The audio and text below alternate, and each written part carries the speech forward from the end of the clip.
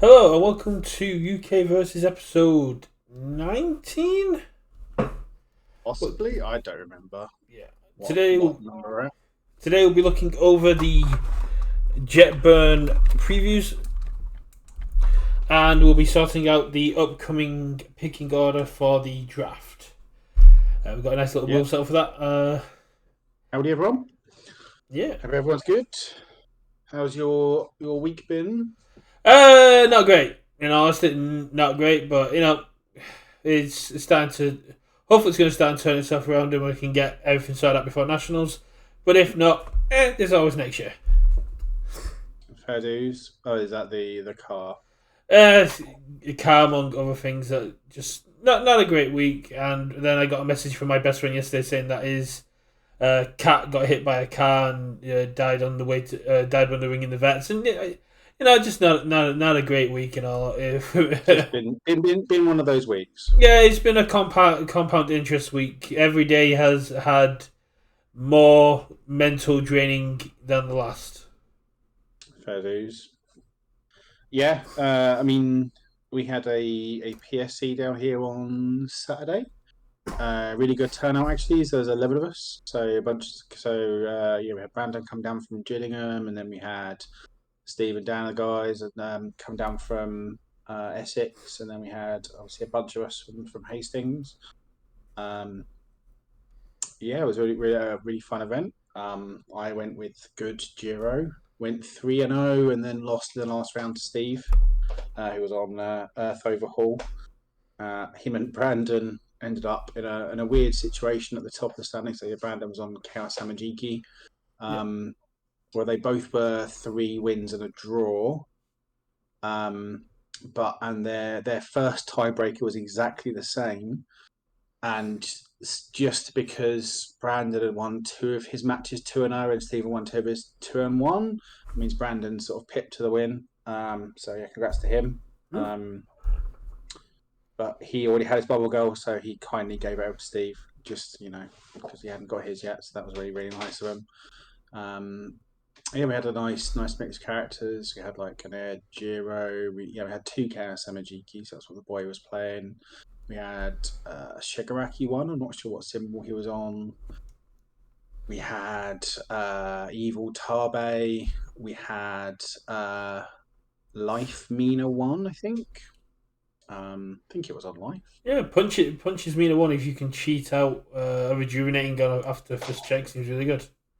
No, he was doing throws, so it's doing like carbo loading and throws basically. Oh yeah, that's better. I think that's better on Toga, but I know the build.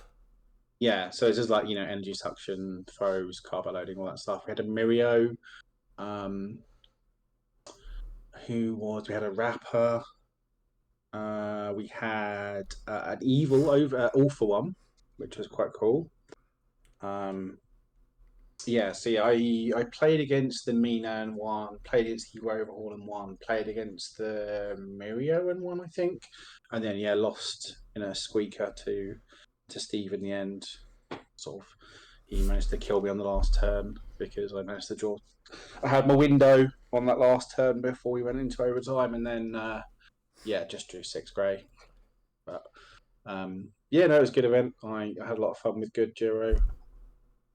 Yeah, sounds good. I really liked my sideboard going into overhaul. Actually, just going into Toru 2 and making Steve play the other side of that Toru 2 matchup for once.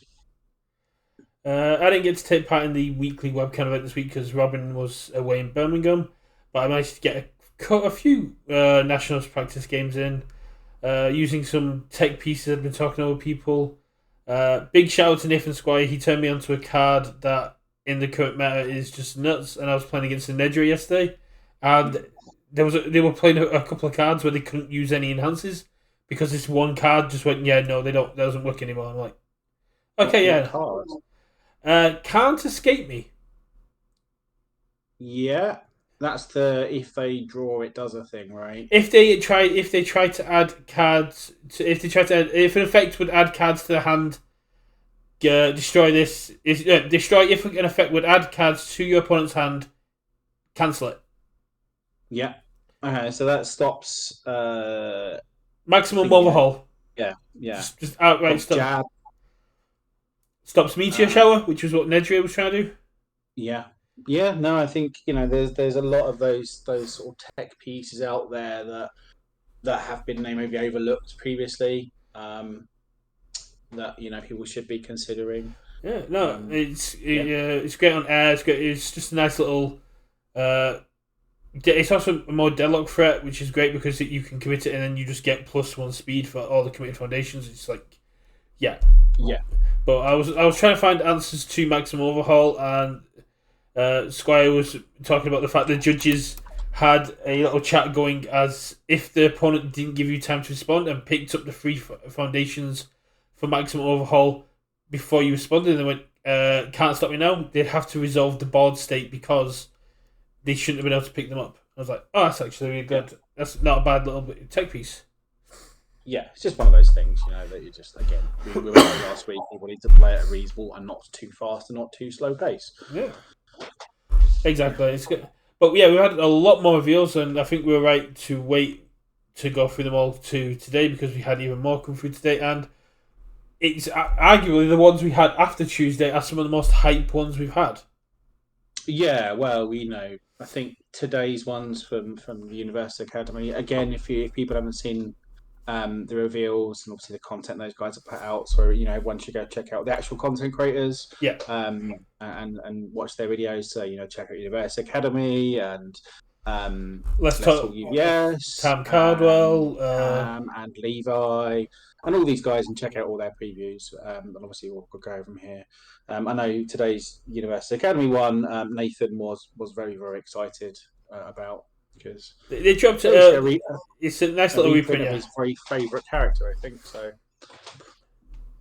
there's been a couple of people who are saying it's a cool one, but they wish that they would just they would change them a little bit so there's at least can keep the hope that standard and retro coming back. But with things like twisty surroundings and with the character that got spoiled today, it's more likely that they're not going to be supporting those formats. I think they will. I think this is something that happens in other games, right? They either reprint cards, so they're bringing them back into rotation for standard, but obviously it's still there for older formats, and also kind of updating it, making sort of almost like semi-functional reprints, or almost sometimes power creeping these cards out as well. Twisty surroundings I can understand because they changed the block modifier. But apart from that, they changed the symbols. With the one that was spoiled today, it's literally just a reprint with different symbols. Yeah, so you've got those two options in standard retro. There's no reason why they won't continue to support those formats. It's just they wanted to bring that card into. Yeah, I think you froze on there. Oh, have I frozen? Yeah, there you go. You're back now. Okay, cool. But I get what you're saying. But yeah, should we move on to? Because we've got a lot to go through today, so let's start off with. I need to get rid of my Jason Todd meme. Let's start off with Hood. So, a 5-hander, 33 health, mill 1, your attack gets +X damage, X equals difficulty of the card, the card on the top of your discard pile. Response, commit 1 foundation. After you take damage, draw 1 card and commit 1 rival foundation. So he's got Earth, Evil, Void, yeah? Earth, Evil, Void, yes. So, what one is that different from first name? I know he's got Earth and Evil. What's his third? Is it Death? Yeah, that sounds right. Earth, Evil, Death. Yeah, he seems cool. Like, I don't know how much. Again, it's one of those ones I need to play with. How much better, like, his defensive response is, or worse than the just take 6, right? Yeah. Because obviously the thing with the previous number is you never get dunked out. Like, you're never getting 1.3 million at the game, or Recipro burst at the game, or Detroit Smash at the game, whatever. Because you just take 6. Whereas this says, if I can't block your massive lethal move, well, I guess I just die. Again, he's got the 33 health, and it means sort of pokes are bad against him, right? Or sort of, he's happy half blocking things, whereas Nomu wouldn't want to, previous Nomu, would want to bother. But he can half block something, take a couple of damage, draw his card, commit a foundation, and just he's stopping the. So Nomu one is stopping the dunks. This guy's stopping the strings, right? Because it's saying, okay, I'll take some damage, I'll commit something. I think that's my favorite part about him is its target committal. So you don't have to worry about keeping Gary safe, and you still have to worry about your counter fix. But that's what you can literally commit down your opponent's engines and the big things that they're actually using to hurt you. Possibly frozen again. I don't know. Hey, you're back up now. Yeah, but okay, and the mill one. Obviously, we had an idea it was going to be something along those lines from that first previewed one. The 5 diff foundation that's only like a 2 diff when you're building it as a form. I think it's going to be very random as to how good that's going to be. Sorry, I've got a bloody fly flying around now. You get an attack, it's going to be like 4 or 5 damage. To me, reading this, unless I particularly want to play Void, I think I want Nomu 1. But it depends on the kit. I mean, Void is very good at speed enhancing, but not good at damage pumping. Hood kicks could be very powerful. Yeah. Again, you play a high engine kick, mill something. Okay, maybe you get 2 damage, but it's still a 6 high 6, right? Yeah. And obviously he's going to be manipulating stuff, probably doing, playing stuff with high difficulties that he can cheat, things like that. So, making a high engine kick come in as a, 6 high for 9 is not unreasonable in this guy, No, and you've also got access of Void and Earth to the Kirishima 1 package, which means you could deal damage, commit a face down foundation, drop a hardened jab, and pick up that face down foundation and ready your board back up. I think he's got a lot of utility on his symbols to be quite powerful. I just think he needs speed in order to get them through. And I like you said, I think Nomu 1 is the better choice because you're playing with your own. You're playing with you know what your damage is actually going to be. It's much more consistent, right? You don't know what you're getting on that damage. That'll be my concern. This is more high rolly because if you checked easily excited off the top of your deck, then your attack gets no damage. It punishes you for spam. Yeah, exactly. Like you can't play spam in this guy. What you mean you can, but you're incentivized not to. But again, I'm assuming he's got ways of manipulating that top card of a discard pile, manipulating the top card of his deck, or doing sorts of bubble girl things where it's just like stuff in the discard pile has extra difficulty this turn. Again, I haven't really looked at the kit for him, so we'll have a look. That's what we're going to do now. I'm just going to bring up the attacks. I should have put these into some kind of order before I did it, but let's look. HUD attacks. So, in the top left-hand corner, we have Berserker Bite. It is a 4-cost free check, 2 high for free. Response, flip 1 foundation. After you play this card, all cards get +1 difficulty this turn. If it's your turn, this does not count towards progressive difficulty. Yeah, so that's sort of literally what I just said, I guess. It's everything's got +1, but this doesn't count towards progressive. So, you play a 4 diff after this. Usually it would have been on a 5 anyway. So, and it has got the throw keyword as well.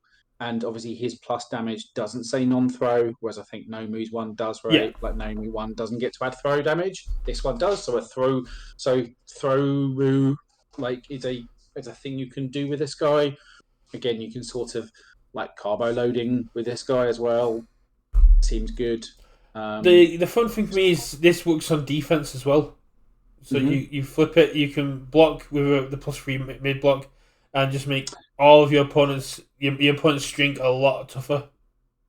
Yes, so the +1 difficulty doesn't add towards block modifier, right? So it doesn't affect your speed effectively on your offensive turn. But yeah, so it'd make your turn harder, but it make all your damage. It essentially gives +1 damage to all your attacks, and removes itself from progressive. But then on the flip side, you block with it and you go, yeah, now all It's like permanent breaker one for the turn, which is exactly. nice. And obviously then this block not counting, and that's why it's got a 3 mid, right? It's not the easiest thing to block with. Yeah, and because it's Um, +1 difficulty, it gets around things like repeated smash, which only mhm. affects checks. No, I really like it. I think that's gonna. I think it's gonna go into a Yeah. lot more decks than just normal, and I think it's gonna be quite solid. Again, you need damage pump, right? Like as a two, like the stats are embarrassing-ish, right? They're Yeah. too high for 3 throw, so you need to be able to, like something that puts damage on face, really. Obviously, Hood does that, Well, but again, you might, and obviously it doesn't work in Noma One because it's a throw. So yeah, I don't know how much play this sees outside of Hood, but probably something quite uh, cool in I him. mean, it's a Fury throw. It could go into Endeavor too quite nicely. Yeah, I suppose he doesn't say non-throw, but again, it's just like, does he really want this over anything else?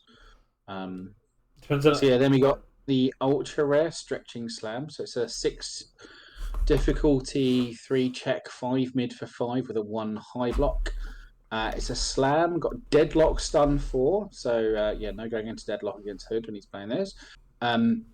Enhance your next attack with printed difficulty of 6 or greater gets -2 difficulty, and then enhanced mill 1. This attack gets +X speed, X equals difficulty card just card pile. So doing the sort of speed and damage. So this is going to be probably on average something like a 7 to mid 7 that then reduces the difficulty of your next attack, right? Yeah. As long as you're playing a 6, and he probably wants to play 6s.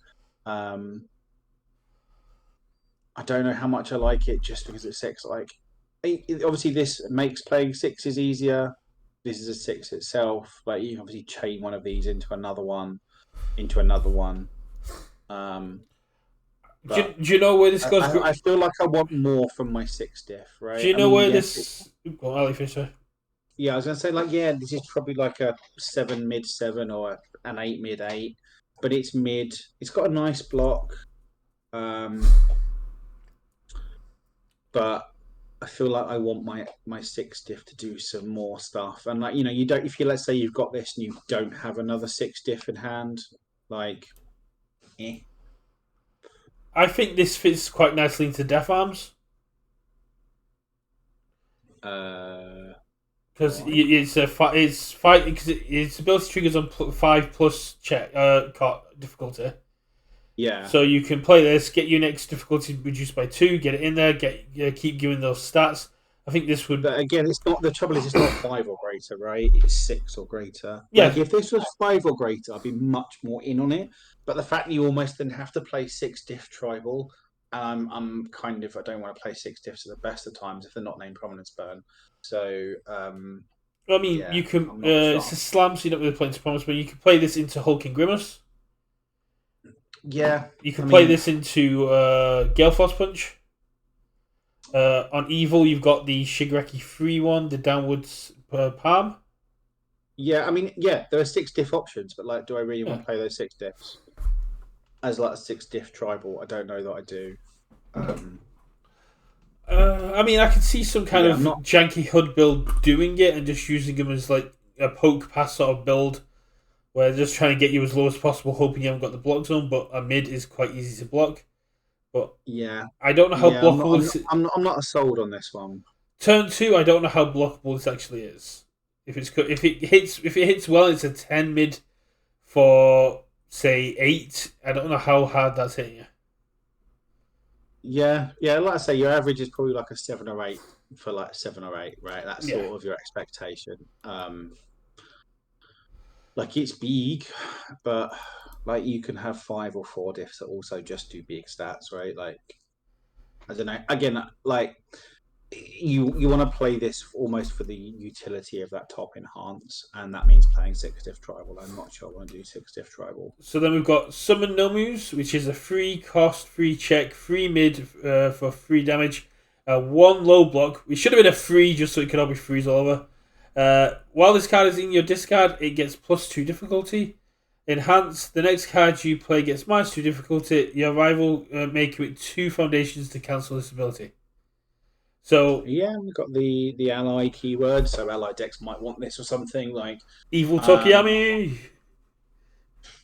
yeah, I mean, it's either again, it's one of those Punisher mechanics, and you're always going to get the worst option of those two. Like Monster Difficulty or Stun 2, they're both good options, right? Yeah. But it's still just a 3 mid for 3. Sure, it's a 3 diff, but like you want to be playing your 3 diffs towards the end of the chain where you're not necessarily then playing something afterwards. And like I think with a lot of this, and I think actually like sort of from what the spoilers have seen, like a lot of these kits are very what's the word? Self-contained. Yeah. There's a better word for it that my old brain can't think of it for now. It's like almost like a game design type word that they throw around in these things. Like, but there's very little of these cards that I see and I think I want to play these in other characters. Or they go back and open up other opportunities later for other things, and other options go. They're like, this is Hood, this is the kit we use, and it's like if I look at Hood as a character, I'm like, well, I play his kit. I'm not necessarily looking at other stuff around him, and like it's fine, but I'm not sure much of a fan of that. Like part of the sort of the greatness, a good set is when you've got these characters where their kit works with them, but they've also have the opportunity to pull other things in, and also their kits then obviously give opportunities elsewhere. That's like when you've got a good card base, a good set. And while these cards are bad, they're just very like self-contained. That's fair. And that's so far what my only complaint about looking at these sets, right? Like, so then we've got the last attack, which is the rare. It's Living Spikes, a 6 cost, 3 check, 6 slow for 6, 2 mid block, Breaker 1 ranged, enhance, add 1 card from your discard pile to the top of your deck.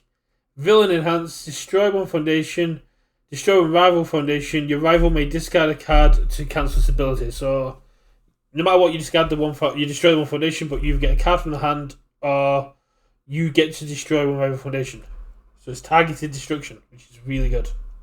But again, sometimes I'll just say, okay, I'll just discard a card, and you've destroyed foundation, which means you're less likely to string me this turn, which means the card didn't matter. And I was already holding a bunch of foundations I wanted to discard anyway. It's off zone. Okay, it's a low. That's good. It's got very high base stats. Adding an attack from your discard pile to the top of your deck. Obviously, you do this. You add like a 6 gift to the top of your deck. Make You this then 6/12. enhance, mill 1, attack. Either you chivalrous, we both draw. I've just put this attack back in my hand. You know what's coming next, or you add the attack. You add like a stretching slam to the top of your deck. You then do Hood enhance. I'll give this +6 damage. It's now a 6 low for 12. Exactly. Right. Again, it just works with that kit. This I feel like might have potential for play elsewhere. It's range, but it's got the breaker 1, which is always nice to have that on your attack. 2 mid breaker 1 is not embarrassing at all. It's a low, so it's it's that off zone. It's a bit more enticing rather than that, like just a 5 mid 5. Obviously, if you've got the villain keyword, sometimes destroying those foundations is going to be worthwhile. You're not necessarily always going to use that enhance, but having that kind of the All Might attack from the starter deck, whatever it was, adding the card to the top of your deck. Final Smash. Final Smash, having that kind of pseudo Final Smash of stuff on the top of your deck, as long as you've then got obviously something to draw. Otherwise, your next check's terrible. Again, it's useful, but it's a 6 diff, right? I need my 6 diffs to blow me away in order to want to play them. Like Prominence Burn does a lot. It clears your progressive. It gives stats to itself, and like burns your opponent. It gives stats to your next star. Has a lot of base stats. That's doing what I want for my 6 diff. Both of these, I feel like, aren't doing enough for my 6 diff, and he just wants to play 6 diffs because he loves high difficulties. It's not the best solution, but this could have found a home as like even as a 1 or 2 of in Evil Toga 1. Because you add the attack to the top of your deck, Toga enhance, if it gets blocked you still get to draw, if it deals damage you still get to draw. Yeah, like, but again, it's a 6 diff. Like, you Yeah. play this and you check a 3, like your life's over. So, like, again, I just if I'm playing a 6 diff, I want more from it, and I don't think Yeah, Ivy are giving me as much as I want but with a 6 diff. it's with things like Pillar Swing and Gale Force, they've found homes in certain decks, Yeah, and but like Pillar Swing is doing what I want for my 6 diff. Yeah, it's risky, but it's a 3 mid at 6, or sorry, 3 mid 8 with stun 2 that says if you block it, it's going to momentum. Like, that's sort of doing enough. I don't feel like these are. fair enough. And then let's move on to the foundations.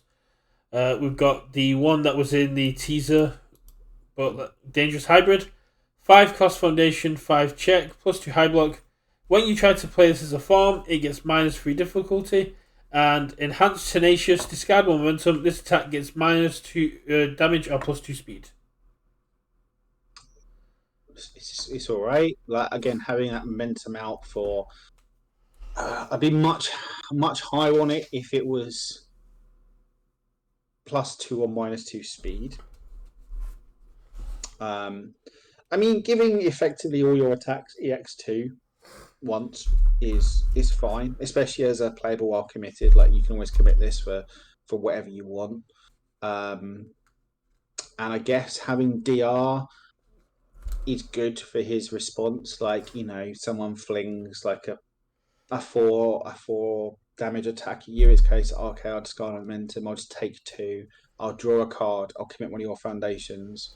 And because this is Stop, please. tenacious, you can commit. You have to, even after you've committed it to HUD, you can just keep Yeah, going, and it's really cool. it's cool, but again, it's like, again, you play this in Hood because it's a 5 difficulty foundation, and it does the thing you want it to do. Yeah. But who else realistically wants a 2 diff? Who really wants this in their 2 diff slot? I don't know. Yeah, no, there's not too many people that want discard momentum for -2 damage. Uh, Which is fine, but like, again, is it good enough for that sort of 2 diff high block slot? maybe it goes Not for long. into maybe it finds a home in Nomu 1. Just for the speed. You I get think speed. snack time's just better, But you can and you he's can got. run both. You can discard one for one speed and Yeah, stun but like, one. Nomu doesn't necessarily get a lot of momentum, right? Because that means hitting people, and that means they're dying. Like, you just hit someone with Nomu, and that's part of the problem, I guess, with the momentum cost on this is that, if you're hitting people as Hood or as Nomu, you're not getting a lot of momentum because they're just going to die. Like, you're not going to get over 3 momentum because if you hit them the 4th time, they're just dead. Like, as Nomu 1, you hit someone 4 times, they're dead. So that's why he maybe gets 1 or 2 momentum and uses things like Prehensile Tail to recur it, or you can dump it if you need to on EX on like a back alley or something. But having things that are reliant on momentum in these characters doesn't feel ideal because you just never really get much, because if you do, then they're dead anyway. Makes sense. Then we move on to high end. 1 cost 5 check +4 mid. Never boards well. Enhance, add this card to your hand. Add 1 card from your hand to the top of your deck. Response. Once per turn tenacious, after you take damage from an unblocked attack, ready this foundation. So this is all about that bottom response. I think it's just a thing that readies itself on defense. Yeah. And sometimes that top enhance will come up, because you need the extra damage to kill someone, or you're going to guarantee a check. It's got a terrible block. I'm not convinced anyone plays this. Again, you might play this in Hood because it does the thing he wants to do. You might play a Noma as just a defensive foundation, but again, it's just like it's effectively not got a block on it. There's probably better things you're doing at the 1/5 slot. It reminds me of Cool Student. Mm. Cool Student adds itself to the top of your deck, and you can discard momentum for +2 to your next check. So this readies itself, so it's still allowing you to defend a bit better. And essentially you can add something else to top of your deck, so you got the offensive side of it, but you can also just secure your block check, which is what Cool Student does. I think this is just a strictly worse Cool Student. Yeah, again, I'm not a fan. I don't know. I think it might see playing him just as okay, I take some damage, I commit my high end, I draw a card, you commit a foundation, respond on this, ready it. I've now got it ready, so I can do it again. But and then he gets to do the thing with putting things on top of his deck to guarantee damage or checks or whatever. So we've got more power, which is if your character has the Nomu trait, when you try to play this as a farm, it gets -1 difficulty. Farm, commit your next attack with a printed difficulty of 5 or greater gets -2 difficulty. Deadlock enhance, flip, your attack gets +5 speed or +5 damage. It's alright. Yeah. I think this is another one that fits into Death Arms quite well. But again, you're committing one foundation, so you effectively getting +1 to your check. Yeah, right. Commit +1 to your check. Yeah. Like it's a very nice deadlock threat, but as a 3-diff, just commit for +1 to my check doesn't really feel great. In Nomu, again, it's like in Hood, you probably play it because it's a 3-diff that's really a 2-diff, so you sort of get to cheat a bit. But yeah, again, it's like, will this see play outside of it? Again, you could see playing Probably not. Nomu 1. Maybe. You kind of want your stuff but again, ready. He doesn't play that many 5s, right? Like he's mainly about like again, you don't want to play this early because if you play your back alley, like you play this form, play your back alley, and then you check your 5 anyway. It doesn't really matter. Whereas, and he wants to go late with obviously relentless barrage generally. And again, this is all about that almost playing that 6-diff tribal. Obviously, it's quite funny when they block something and you do this as a form, and then you play your calorie counter on a effective of 1. But still, that's a fair point. Calorie counter with this seems a bit correct. But again, it's usually on a 3 is good enough. Yeah, I'm not told. If you're like 4 or 5 attacks in, and if you're say 3 attacks in, this is your 4th one, you can essentially guarantee it's going to pass without to commit anything other than this one thing. Yeah, it feels too niche though for again the sort of cost involved here of that foundation. And then the last one is Ultra Regeneration. 4 cost foundation, which not too many people have been happy with in the past. 6 check, 2 low block, Tenacious. Flip after you take 5 more damage from an attack. Draw 2 cards and gain 2 health. Enhance Tenacious remove. If you have no ready foundations, add 1 card from your discard pile to your hand. That flip ability is just great. Yeah, it's good. Is it good enough to warrant me wanting to play a 4-check? A 4-diff foundation? On Earth, where you've got things like Manly Passionate Guy, new training method, Overhaul, who can bring it in and then play it on a 4 without progressive. Yeah, again, who'd wants to play this because it's a 4-diff? 4-diff foundation for his thing, right? But like playing 4-diff foundations in your 5-hander, like you get this in your opening hand, it's like, okay, well I can't play this card because I check a 3 on it, my turn's over. Yeah. Like you're playing this turn 2 at best. I'm not sold. Yeah, it does powerful things, but I think I'm just off 4-diff foundations. Like I don't know that I want to be doing that. I think someone's going to take. I think some 7-hander out there is going to take this new training method and Trishy Cape, and they're gonna go nuts. Yeah, and they get to live in magical Christmas land, and that's cool. Because it's Tenacious, so you can flip it, Trishy Cape it, unflip it, do it again. Play Glamorous, unflip it, and start the whole thing over. Yeah, it's Magical Christmas Land, but that's the kind of thing that just annoys people into making mistakes. Yeah. But yeah, I'm not completely sold on HUD. It makes he's sense. cool. But yeah, it just feels like too self-contained. It makes more sense that he's more of a strategic one, being the first Nomu with intelligence. But it seems too much of a departure from the smash you in the face Nomu of the past. Yeah, I'm not doing enough. That's more interesting, I think. And he is sort of trying to do just Hulk smash stuff, right? He's just putting damage on stuff, but yeah, not sold. Exactly. Then we move on to Best Genist. 19 health, 7-hander, 6/6, as is most characters. Response: discard one card after an attack is blocked. Add one attack from your rival's discard pile to the card pool. The response: after the second attack this turn is played, it gets +2 speed and damage, or -2 speed and damage. If there is a range card in your card pool, draw one card. Yeah. Seems solid. I think he's gonna suffer from that Shoto 2 problem, right? Where you look at everything in this guy with the +2/+2 stats and sort of dream, and obviously only one card a turn gets it, right? But being able to say your second attack is going to be rubbish because it's going to get -2/-2, and he obviously wants to block with a range card first up, so he's like, your second attack gets -2/-2, and I'm going to draw a card. So again, punishing those things, people string, and it's like,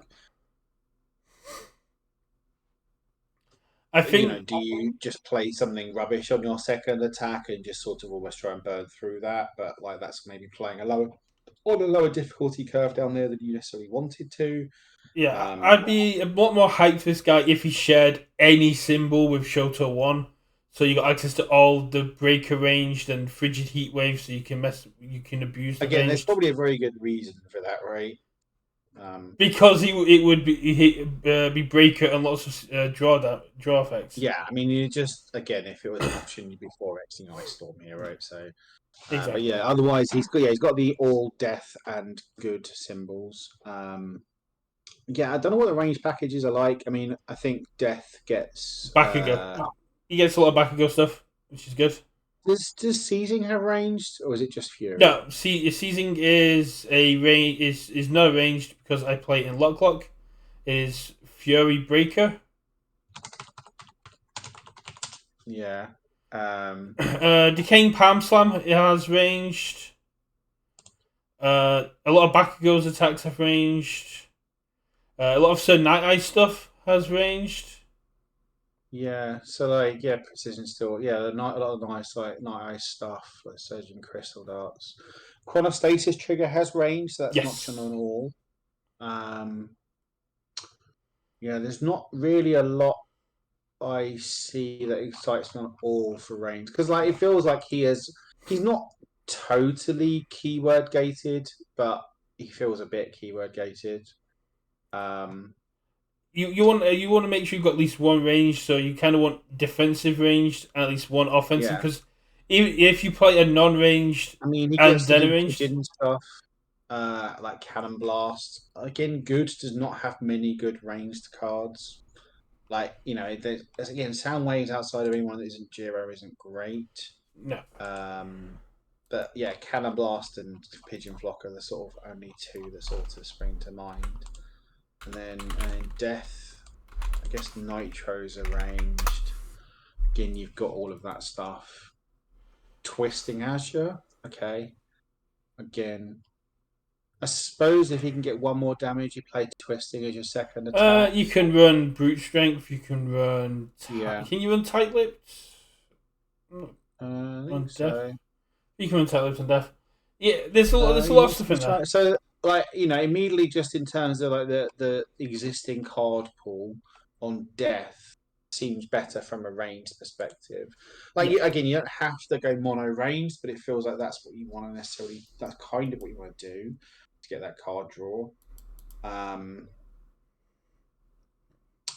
So yeah, it's going to feel like he's going to be kit based, and it's going to be using a lot of his own kit.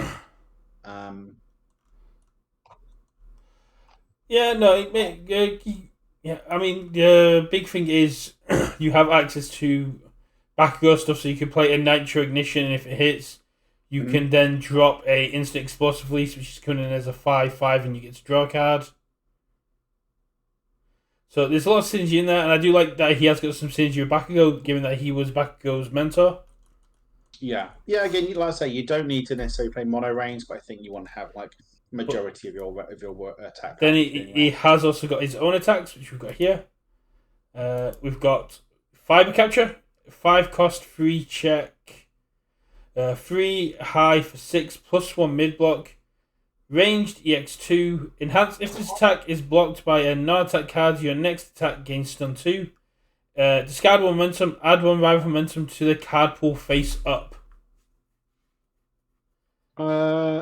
Yeah, I mean that's nice as like your opener, I guess. Like, you just kind of fling it in there. Do you want to take 6, or is my second attack getting stun 2 +2/+2 as well? Or do you have an attack you can block with? Yeah. Forcing those attacks out of their hand. This is the kind of deck I'd run Confession in, because you can either burn them or get an attack out of the hand. Yeah, maybe. And then discarding momentum, having momentum hate is nice on the attack, just as kind of a little thing. Again, not sold. I like it. I think you could possibly get away with some cremations if you're playing all. Just set up that momentum, but I'm not a big fan of 1-for-1 momentum, especially in this kind of, because it means you don't get to play it early, and how much momentum hate there is going around, you might not even get to play it late. Yeah.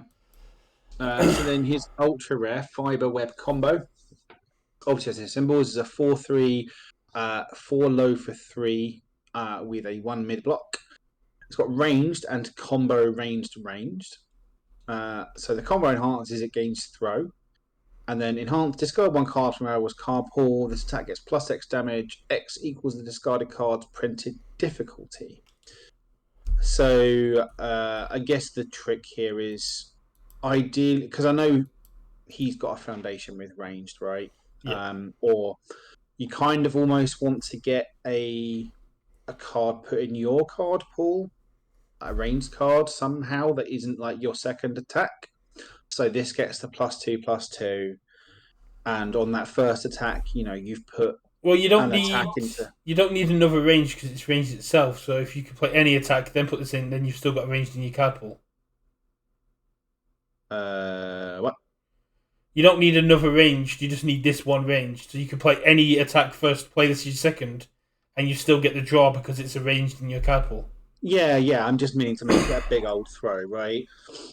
Because in theory, if they are blocked with an attack,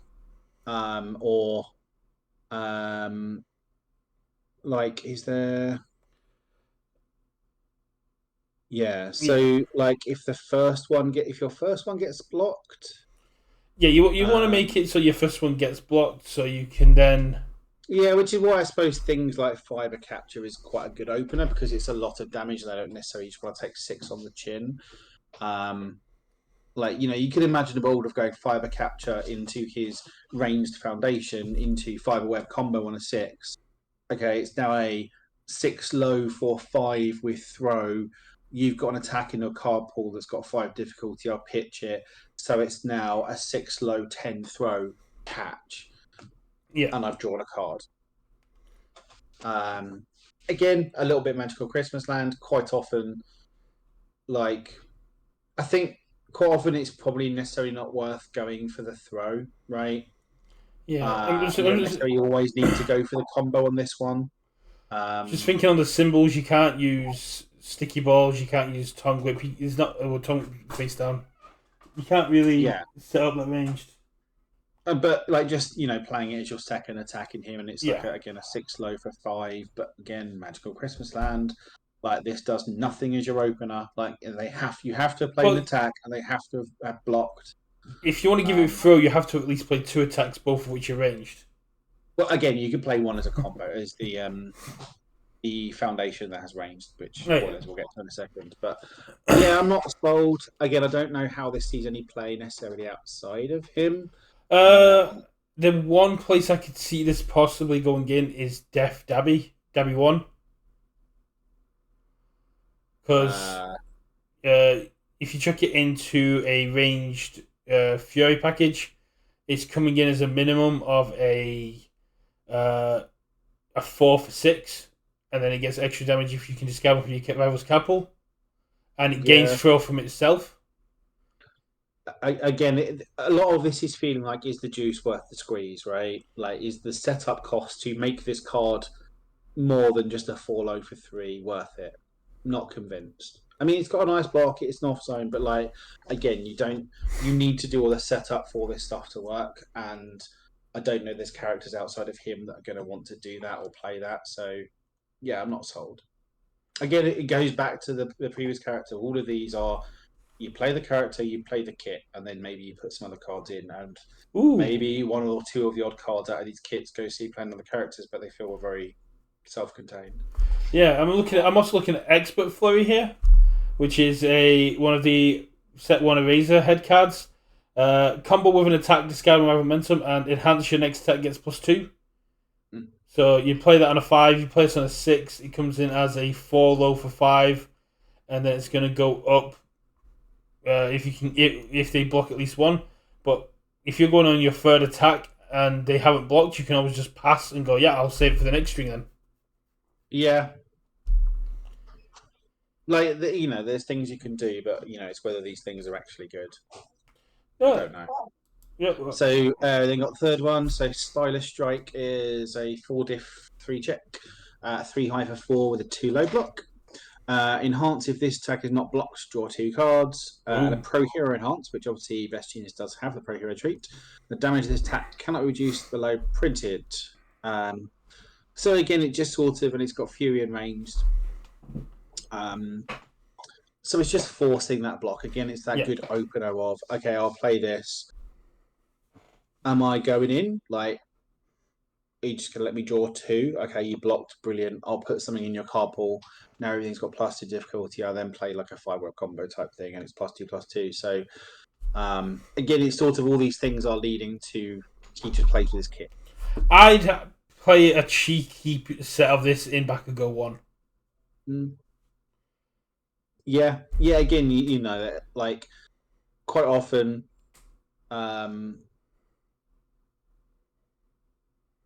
these things read as if like if it's blocked, then you do a thing like thing like it's the reverse of Ignited Arrow, where like I'm happy with both outcomes, right? Yeah, If they block it, like especially in like Bakugo 1, and again you want it to make that both. So like if they block it, okay, they've put a card in the copper, I've cleared this progressive, I continue my turn. They don't block it, brilliant. They take 4, I draw my 2 cards.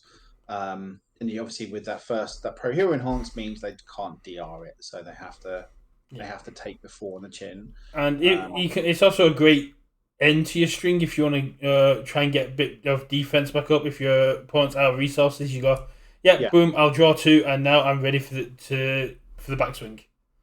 yeah. Again, it's probably one of those cards that's quite a good sort of almost poke opener cards, Yeah, where it's like, is this a poke? Is this an opener? Like, what are you doing here? Sort of again, it's trying to force the opponent to do the block, so it means that Best Genius isn't just blank. exactly. And then the last one is Star Shreds. 4 cost, 4 mid for 5, +2 high block with a free check. Enhance this attack cannot be blocked by copies of cards in your rival's card pool. Delic Enhance, add 2 cards from your rival's discard pile to the card pool. Powerful 3 ranged. The big thing for me is I want to know how this works with struggling with studies. If you pop this off now, does does the game state take a screenshot of what's in the stage now, or is it when they go to block? When they go to block. So again, like they've got an ice storm or whatever in their card pool. You say, okay, it can be blocked by copies of cards in your card pool, means you can't ice storm block me again. Okay, I'll strongly say pick up the ice storm. It's not my card pool anymore. I can Yeah, work with it. It's just a 4 mid for 5. It's got a nice deadlock, but I don't feel like that enhance is really that valuable. I think the enhancers are valuable with Best Genius's ability. If you know that your opponent's got good breaker blocks in hand, if you can get your first one blocked off zone and then add. Either they had two of the same block in hand, but I guess obviously the main joke here is you pick something up from their discard pile, put it into their card pool, and say, okay, I found this ice storm from a discard pile, put it into a card pool. If you've got one in hand, you can't use it now. Yeah. But like sometimes that's going to be an enhancer that does nothing because it's like, why? No, I didn't have one in my hand. Whatever. Yeah, but against yeah. And then it's just a 4 mid for 5. Sure, it's got powerful, but like. Well, as a second attack, it's a 6/7, which is pretty good. Again, Shoto 2 problem. Every attack looks good when you put Shoto 2 stats on it. You just got to think about this as like maybe the first or the third attack. I don't think you can look at everything in light of getting the stats because every attack looks good when it gets 2/2, right? I think this feels really good when you call it right, but it's very blockable if you call it wrong. Yeah, it's just a 4 mid for 5. Like, yeah, sure, sometimes going to be a 6 mid for 7, but like everything's good. I tell you who does hate this if it comes in as a second or third attack, a Razorhead. Yeah, I mean, again, it stops the eraser blocks. Like, it's probably quite good there, stop the eraser blocks. But yeah, I'm not really sold on these attacks. To be honest, I'm not necessarily sold on Best Genius. He's cool. Don't know if he's good. Then we've got his foundations. Number 3, Pro Hero. 2 cost, 5 check, plus 3 mid. Response: before your end phase, add 1 range card from your card pool to your hand. Pro Hero response: Tenacious Flip. After you discard 1 or more cards due to a rival's effect, draw a card. That's pretty decent. Yes. Again, being able to pick up your ranged attacks, attacking with a chronostasis trigger, they block it. Obviously, okay. I'll perform my end phase. I'll pick it up. I've now got my 2 mid breaker, my 2 mid breaker 2. Yeah.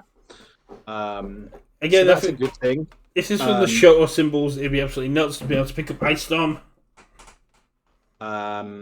Yeah, flip after you score 1 more card, like draw a card. That's okay. Some things are going to work with that. Some things aren't. A lot of times that's going to be a blank enhance. I like it as a nod. I like it as a nod again to his relationship with Bakugo, because as we'll move on to when we get to Bakugo 3, if I did put Bakugo 3 in, I did. Yeah, Bakugo 3, who is all about making you discard cards. This guy goes, yeah, I then get to get another one. Yeah, this card's okay. I mean, like I said, adding something from a card pool and picking something up and effectively doing like the Talented Baker thing or the Fourth Kind thing. I mean, yeah, this is obviously looking at these foundations. He's very much ranged keyword lock, right? Yeah. Yeah, it's all right. Again, it's like a 2/5/3 mid block. Is it good enough for that? Who knows? Possibly. This is one that a lot of people were kind of split on, but were kind of liking. Always cool. Cannot leave your card pool during the combat phase. 2 cost, 5 check, plus 2 low. It's the ranged one you were talking about. And enhance. Add this card to your card pool. Build the top 2 cards of your deck. Response: destroy. After an attack is played, its damage cannot be modified. Yeah. This is a great anti-HUD card. Yeah. Or just Nomu or anything that's just like, someone plays a Recipro Burst or a Detroit Smash or whatever. It just says, okay, you can't do anything. You can't modify this. I'll just take printed and not care. Indiscriminate, Mirio, Overhaul. But again, will it see play outside of him? Because I think it would have done if it didn't have this pesky cannot lose a card pool. Because being able to add it in, then build it back down with Capture Net would be absolutely insane. Yeah, you can play Catch Net on good and and stuff like that. But you can't build it back down. You can't build it back down. It means it can't be forcing surrendered, right? Yeah. So it's there to set. You play a single attack. You add this to your card pool. You build the top 2 cards. You can then play your combo range, right? That's sort of the joke, I guess. For this.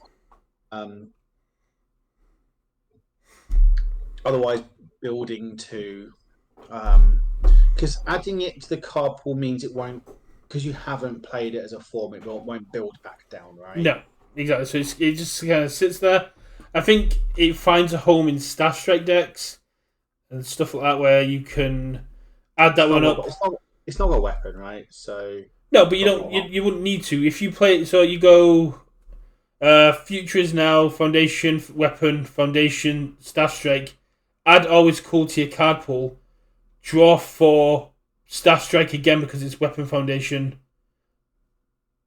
Yeah, and I guess because you then built 2 and it's just an extra foundation, and obviously Star Strike says your next 2 don't count towards aggressive. Yeah. Like, sure, I'm not convinced. Oh no, it's not great, but it's Again, you probably just need to play this at 4 over in Best Genius because it's a way of enabling those combos and doing the things you want to do. But yeah, I think you put this in as a 2 of just. I think if you're local meta or if you're worried about Tabes or Asui 2s, you stick this in because you can then block with it or you can manipulate your deck around it, and then if Tabe or because it's got a low blocker because it can deal with Tongue Whip.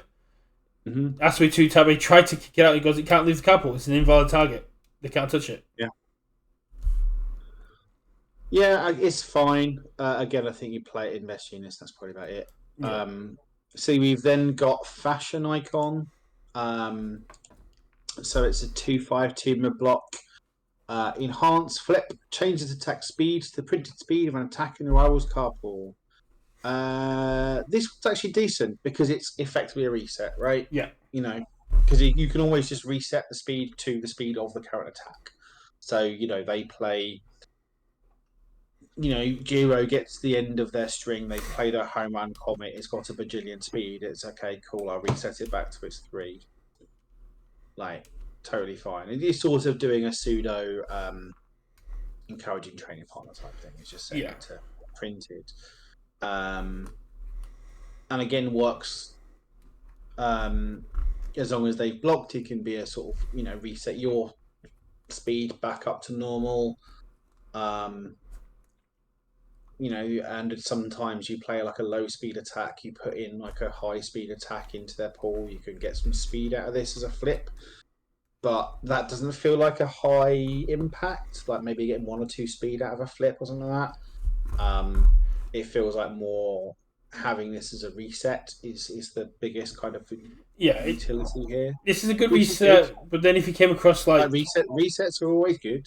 So if you came across rappers or range people that were running things like Blue Flame Palm Strike or Frigid Heatwave, any ones that get like 5 or 6 speed as printed.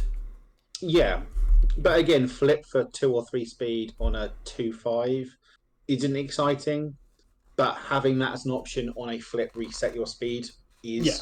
So I think this one should see play. I think both in him and outside of him. Last one is Styling Bakugo, the predecessor to Internship with Best Genist. Commit, your range attack gets +1 damage. If it's not blocked, add the top card of your rival's discard pile to their card pool. I mean, I suppose this is a thing that says, okay, I play my first attack, I commit this, it gets +1 damage. I'm now gonna do my thing, right? Is all Tabe a thing? Because he has all, but it could be a thing. No, Tabe has 1 tip when it's evil because evil has tongue whip. But this is just a way of saying, okay, I play my first attack in Best Genist. Now you either block or you don't block. Either way, there's a card in your card pool, and I can then do my thing going forward. Well, I mean, if they block, they get 2 in the card pool, and if they don't block, they get 1. So it's kind of like going, is it worth taking? He gets +1 damage. You go, okay, you can take 6 and have 1 in your card pool. Or you can block this and have 2 in your card pool and be struggling with my next one. Yeah. Seems okay. I mean, it's just a spam.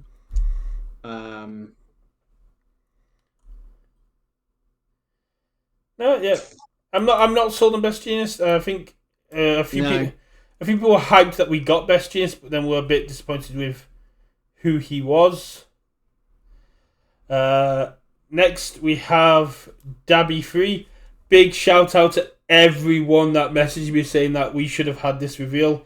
Uh, we weren't on the list for it. I'm sure we would have had it, but hopefully, if we keep up with this, we'll get some next time, and we'll have some hype reveals for the next set.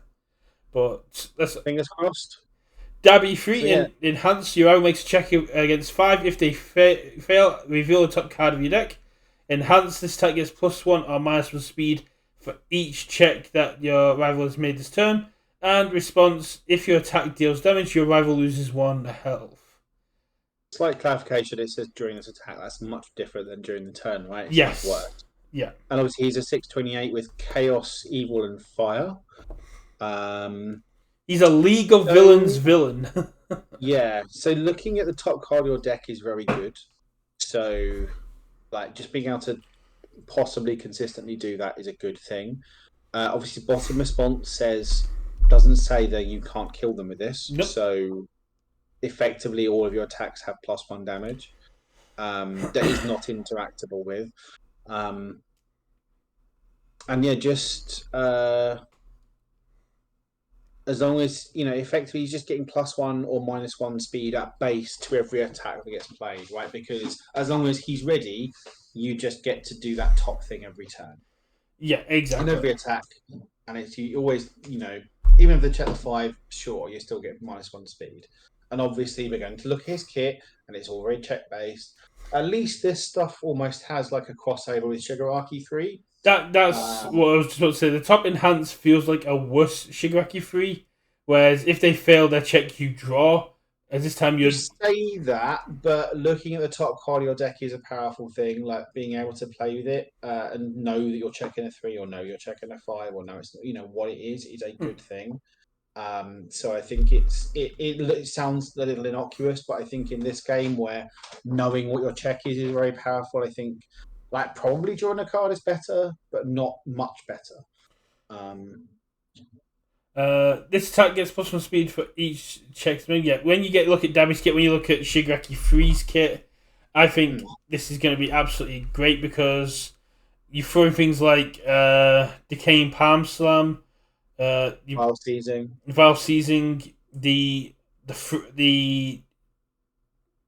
Double Palm Shatter, the throw that Shigaraki Free has. I don't It think that's terrible, but But you make him check against 5, you make him check against another 5, just to and if they fail that one, they have to discard their entire hand, so they're passing that one. Uh, yeah. it comes in at quite a high speed throw. He's not got the most damage. I'm kind of disappointed Dabby's moved to a more tactical, but lore wise, where he is in the story, it does make a lot of sense that he's now thinking more tactically along this because he's now in charge of the Nomu project. He's had his meeting with All for One. He's found out his past. He's everything's been confirmed, and I think that's really cool. But I Um, think him moving into but this yeah, kind like of it's interesting, right? So again, we're going to have a fairly introverted kit where all of his kit's going to involve making checks and things. At least one of his cards in his kit, because I did have a look through Dabby 3 stuff, is very good.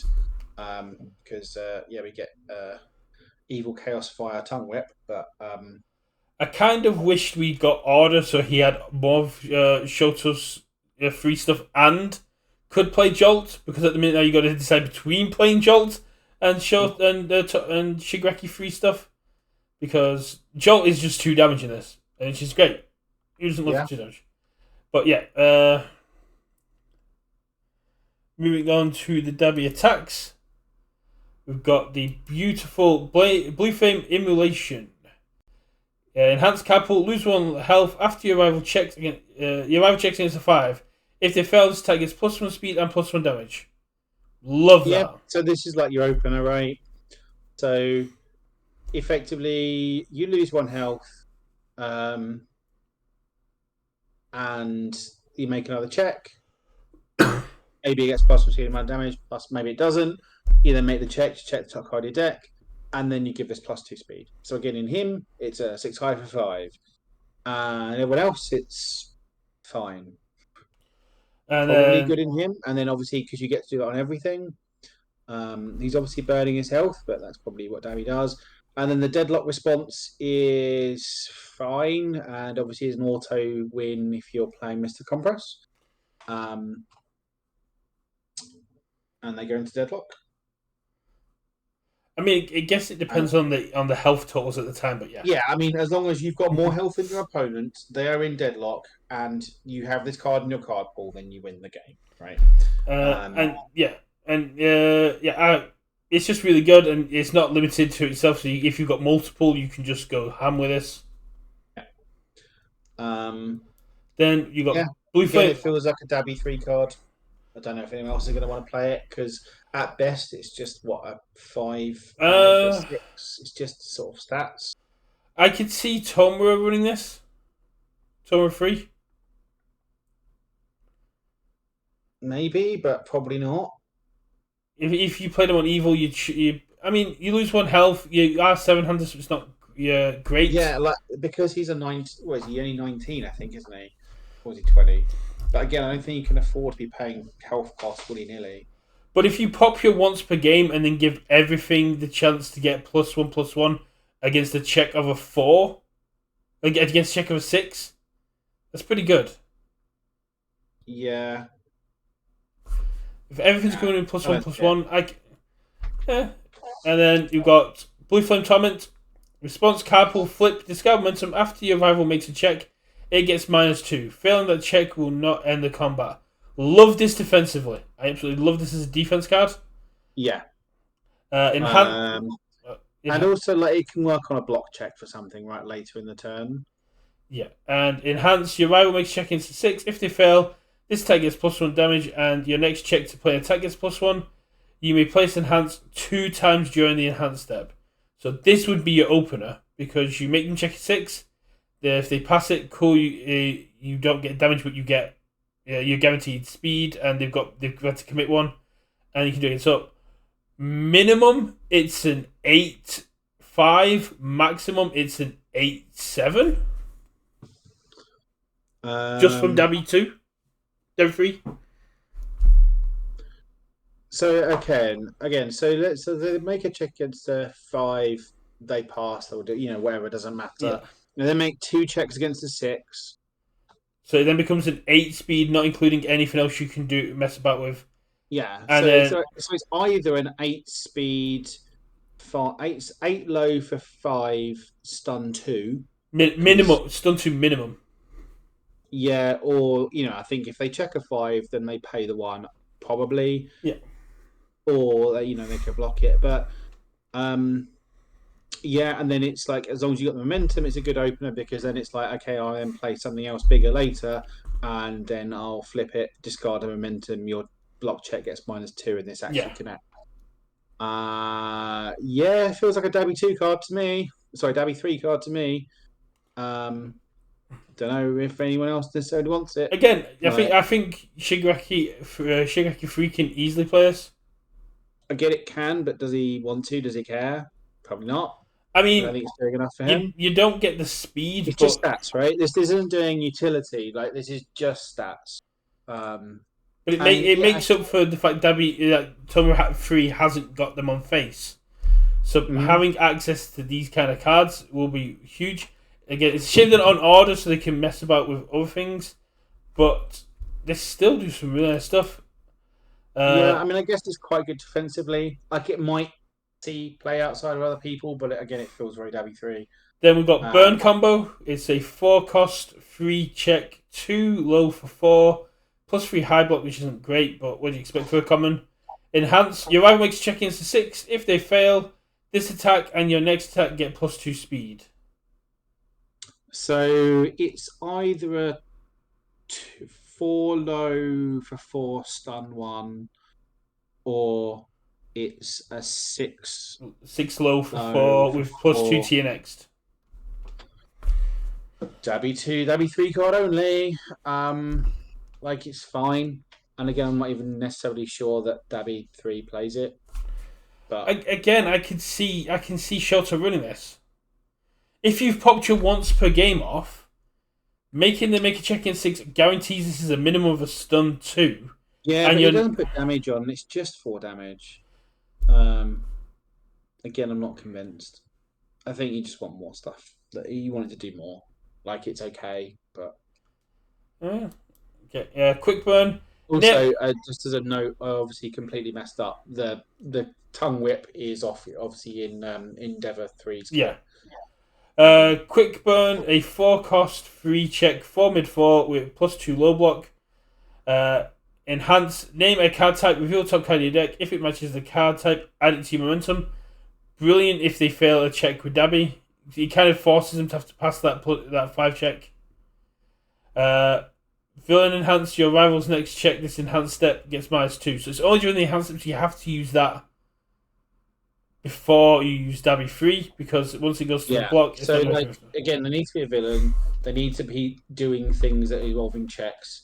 So like the main ones being Shigaraki 3 and Dabby 3, right? I don't know if there's any others that have checks on face that I can remember. There probably is, but I don't remember them. I guess if they want to play an action, then it kind of introduces that check. But again, feels like a Dabby 3 card. Like maybe Shigaraki 3 is a way of snapping some momentum for his once per game. You'd be guessing on the momentum for the once per game, but being able to force your opponent to let you draw a card because you go, -2, then check a 5. If you fail, I'll draw a card. Yeah. Seems very, very good. It seems okay. Again, it's just like, sure, you can see that these cards could work in that character, but it's like, are they actually better than what they're currently doing? And I'm not convinced.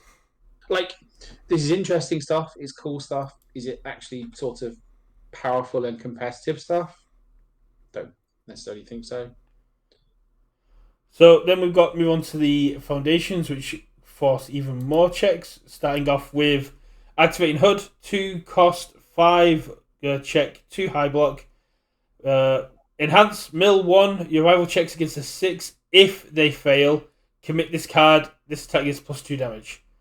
Villain enhance tenacious. Flip your next check to play a card gets +1. I don't like this at all. Really? Yeah. Committing for +2 damage. Only if you fail the check. Sure.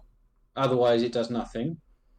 Either it does nothing, or I guess stun 1 would be the thing, or commit for +2 damage. It's mill, commit 1. You commit this, your rival commits 1. That's only if it fails. It's just like mill 1 for stun 1, or mill 1 for commit for +2 damage. Yeah. I'm not excited about either of those things on a 2-diff foundation. And then like tenacious, flip your next check, play a card gets +1. Okay, that's okay. But like, is the sum of these parts worth it for a 2-diff foundation? I'm not necessarily maybe convinced. not in Dabby 2, but people have been saying that Gentle's issue is damage, and I could definitely see this being running Gentle. Maybe. So then we've got No Remorse. So it's a 1/5/3 low block. Enhance flip. If your rival has made 3 or more checks this turn, draw a card. Feels very Dabby 3. This is definitely Shigaraki. Yeah. No, because it's just flip, draw a card, and he just does it on face. Like, he probably just doesn't need this. So like, Shigaraki's issue is not drawing cards. He can draw cards out of the wazoo. He wants his foundations to do more. I don't think he wants this. But it makes you very defensive as well, because you can use this in your rival's turn. They check their attack. You make them check. They check their next attack. You draw 1 on their second attack. Yep, but you could have just drawn 2 anyway off the draw a card. So you draw 3. You draw 3 off the card. You flip a foundation. It's flip for draw a card. It's. I mean, people play. Again, I think Shigaraki has too much draw on face, though, right? I don't think you need your foundations to be giving you card drawing him. Especially not conditional stuff. Again, Dabby 3 is It's probably playing 4 of these cards because it's just the in 4 cards. Shigaraki 3. That isn't a condition. That is just a you do it on the second Sure, attack. but like again, I'm just not convinced he necessarily needs it. Then you've got League Handler, 3 This is cost, the good 4 one. check, 2 mid block, response, rival's turn, remove. After your rival makes a check, that check gets minus X. X equals the number of checks they have made this combat phase. Failing that check will not end the combat phase. And it's got a deadlock breaker too, which if you're holding this, I feel bad for you. But yeah, this is a string killer. This is the kind of card that you need to stop strings, stop overhaul, stop Mirio. You put it down, and your rival goes, I need to commit that, or else I can't go in for the kill. Yeah, this feels like a 3 diff worth playing. Like it's a very kind of actually no, stop that now, please. They play their whatever, and it's kind of almost forcing them. You're sort of baiting out them to play something that you don't want to use this on, and you're like, okay, cool, you played something I don't care about. I won't bother.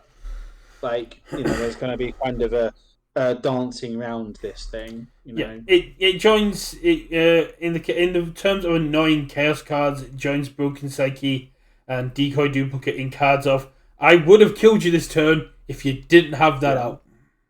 Yeah. I think this one feels like it definitely will see amounts of play. It'll be a one of in most decks that have the symbol, even if it's in the sideboard, because it just. And again, I can see you play multiples of these, but yeah, it's probably like a 1 or 2 in like main sort of thing. Yeah, you definitely. It's not even unique. That's the best thing about it. It's not even unique. You can just keep putting these out. It's literally got it is. Keyword. There's a misprint on it because that unique should be in blue, I believe. But unique should be in blue, and I was looking at the top because I'm still used to the old cards because I'm an idiot. So yeah, it is unique. So we've got our last one, Fiery Confrontation. It's a 1/5 with a 3 mid. Response flip. After rival makes a check to play an attack or action, that check gets -1, and failing does not end the combat phase. This is very good. It's a really nice spam. Like it's not huge impact, but it's sort of again the sort of power level that spam should be. I think it's a reprint of like something back from the old days, but yes, it's. I think this is very good. It's good spam. I'd run a 1 or 2 of it. Sometimes really mess up maths on people's turns. I'd run a 1 or 2 of it to stop a late game snack time or plus ultra. Yeah, or like even someone leads on their back alley and they check a 3, and it's like, no, you checked a 2. But you don't have to end your turn, but like either you can commit like 3 for this back alley now, or I'm not having to hit it, and like all it cost was a flip. Like I think just it's just a flip, and it's just a spam, and I think it'll be good.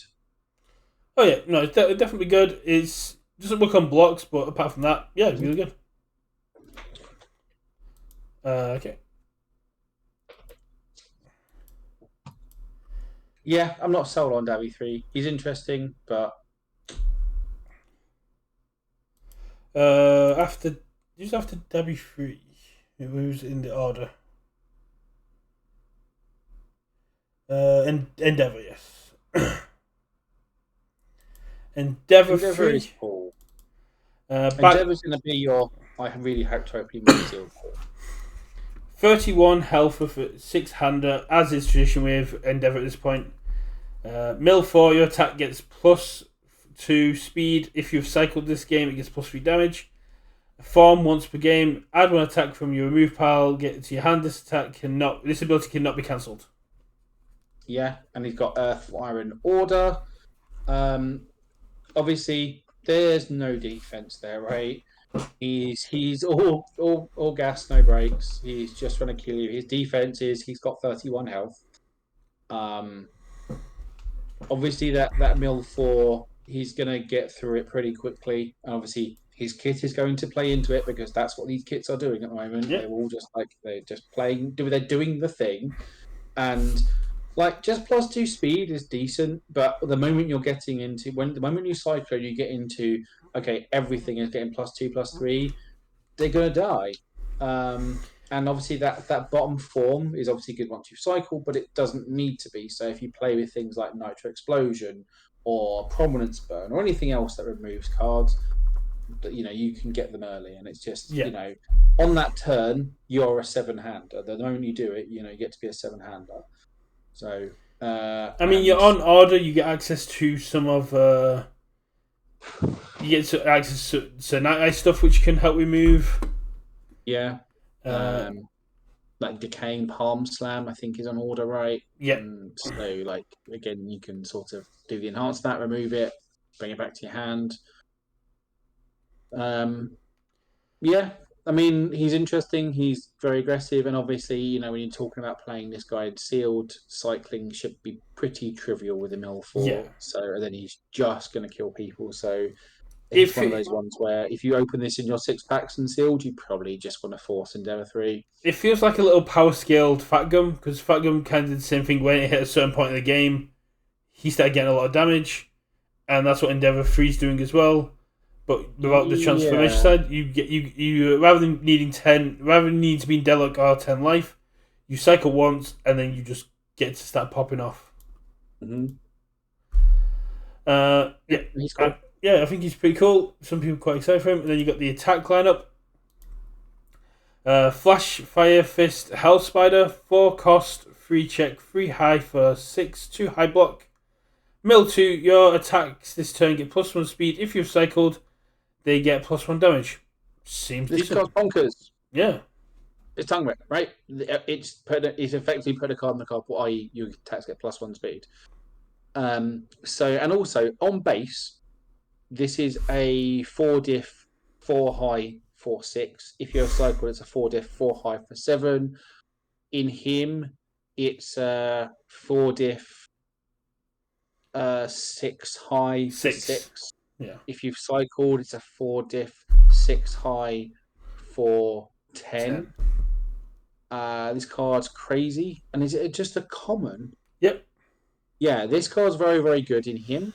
And I think it's very, very good in anyone else playing those symbols that wants to do Fury range stuff or have space for this. Yeah, I think because of the Fury keyword, this will find homes in Bakugo 1, in basically a lot of decks. Yeah, just again, you don't even need to be keyword gated, right? Nope. Again, it's like it's got a reasonable 2 low block, it's off zone. And again, it's just Shoto 1 obviously could giving do this. it's giving you base 10 stats, right? Like I can see this in play in Fire Tokiyami. It's got the range package. Yep. Like just being able to say, okay, I'll mill 2, which is good for him because it works. So yeah, I could definitely see us playing in Fire Tokiyami because milling is good, giving everything speed is good. Quite often he'll cycle early anyway, and Shoto it's what? stats. Same with Shoto 1 because you're already Mhm. milling out to get it. You commit 1 foundation. You mill 2. Commit 1 foundation to get the extra speed, but to get the extra damage, and all your attacks are coming in with +1. Yeah. Yeah, I can see this Like to getting. me, out of all the stuff we've seen so far, this is by far the best card. This is the one I'm like, okay, I can see homes for this. I can see this doing things, and it's just a comment. Then we got Flash Fire Fist, Jetburn, Enhanced Capel Mill 1. I guess that's just to help you get to your cycling a bit quicker. And Enhanced Mill 1. If this attack speed is less than the milled card's check value, this attack gets +2 speed. You may play this ability once more this enhanced step. So this has the silly combo with Photogenic Hero, right? So you have Photogenic Hero play, you then play the enhance on that, which I think is either destroy or remove. I can't remember. It says the speed on this current attack cannot be modified, and as long as you're then not playing any 1 checks in your deck, you then mill your entire deck because you mill 1. It's definitely not lower than your check value is the speed of 1 is always going to be lower than the check value. You then get to it again, the speed can't be checked different, and so you just do it literally until you run out of cards in your deck and you But cycle. you can only do it twice. No. You play the enhance. It Yeah. says, okay, let's say I increase the speed or whatever, my check value is correct. Yeah. And you can then play this ability one more time, this enhanced step. Okay, so I can play it one more time. I then play the ability. I mill 1. If the attack speed is less than the mill, Oh, okay. Yeah, I see. I see. get What the you mean. speed. I Yeah. then play it one more time, this enhanced step. So with Photogenic Hero, the speed remains at 1, and you can then press that button as many times you want until you mill and get into the point where you've then cycled and turned that on. Obviously, people have been crying their eyes out about it. It's totally fine. It's a silly 2-card combo. Yeah, it's totally reasonable. I mean, you have to cycle to do it, and the chance to, and the odds of you seeing them two together quite early are still slim. Yeah, So it's fine. It's totally fine. And if it's a problem, then it'll be fixed. But I think just let it breathe. And if it becomes a problem, and I think it means you have to play on Earth. And like to me, this guy wants to play on fire to do the actual good stuff. So and just having like a carpool mill one is like fine in this guy. Whether this card is actually good outside of doing the silly combo, I don't know. Like generally speaking, you're gonna like mill the first card, hope to um, get a 3, and then you do it again, hope to get a 5, and then like that's where it stops. So it's going to be like a 5 mid for 4, and then you add the +2 from him, so it's like a 7 mid for 4. So it's either a 5 or a 7 mid for 4 on a 4 diff with other utility. So it's okay. I don't know if I'm excited. If you need the low blocks, it's probably okay. would you like to cover the UR? Yes, so it is fire, fire, prominence, fire. Yeah, the art on this is kind of not good. It's just a bit indistinguishable as to what the hell's going on. But yes, plus ultra prominence burn. Unfortunately, spoilers. I don't think this is as good as old prominence burn. But it's a 5 diff 3 check 2 high block it's a 4 low for 5. Response: after you discard cards from the top of your deck during this enhanced step, your rival commits 1 foundation. You get to play that up to 3 times enhanced step. It's then got a first enhance. If you've cycled, you double this attack's damage. And a deadlock enhance. This turn, your attacks get +2 speed, and your rival cannot gain health. It's got Fury, Powerful 3, and Punch. It's cool. I don't know that it's good. Again, I don't think anyone necessarily outside of Endeavour plays this because, like, maybe other Endeavours or other mill characters. Obviously, like Shoto doesn't really want to play it because it's not ranged. Like maybe Endeavour 1 because he does self mill stuff, right? I'm not excited by it. Right? Okay, sure. First enhance. You have to have cycled really for this to be exciting, and obviously that's not a guaranteed. Obviously if you've cycled, sure, it's a 6 low for 13. It's a lot of stats. If you haven't cycled, it's just a 6 low for 5, which is fine. With a stun 1, and then maybe you do some other mill stuff from foundations, like you've got a flash fire fist in your carpool, like the Jetburn one, so you mill 1 again, stun 1. But my immediate sort of reaction is this is fine, and maybe you play it a couple of copies if you're playing Endeavour 3. I'm not sure you necessarily see play outside of Endeavour 3. I don't know. And Again, then I just think Prominence Burn, the old school one, is just a better card overall. And then the last attack is Slice and Burn. It is a 4 cost 3 check 2 high 5.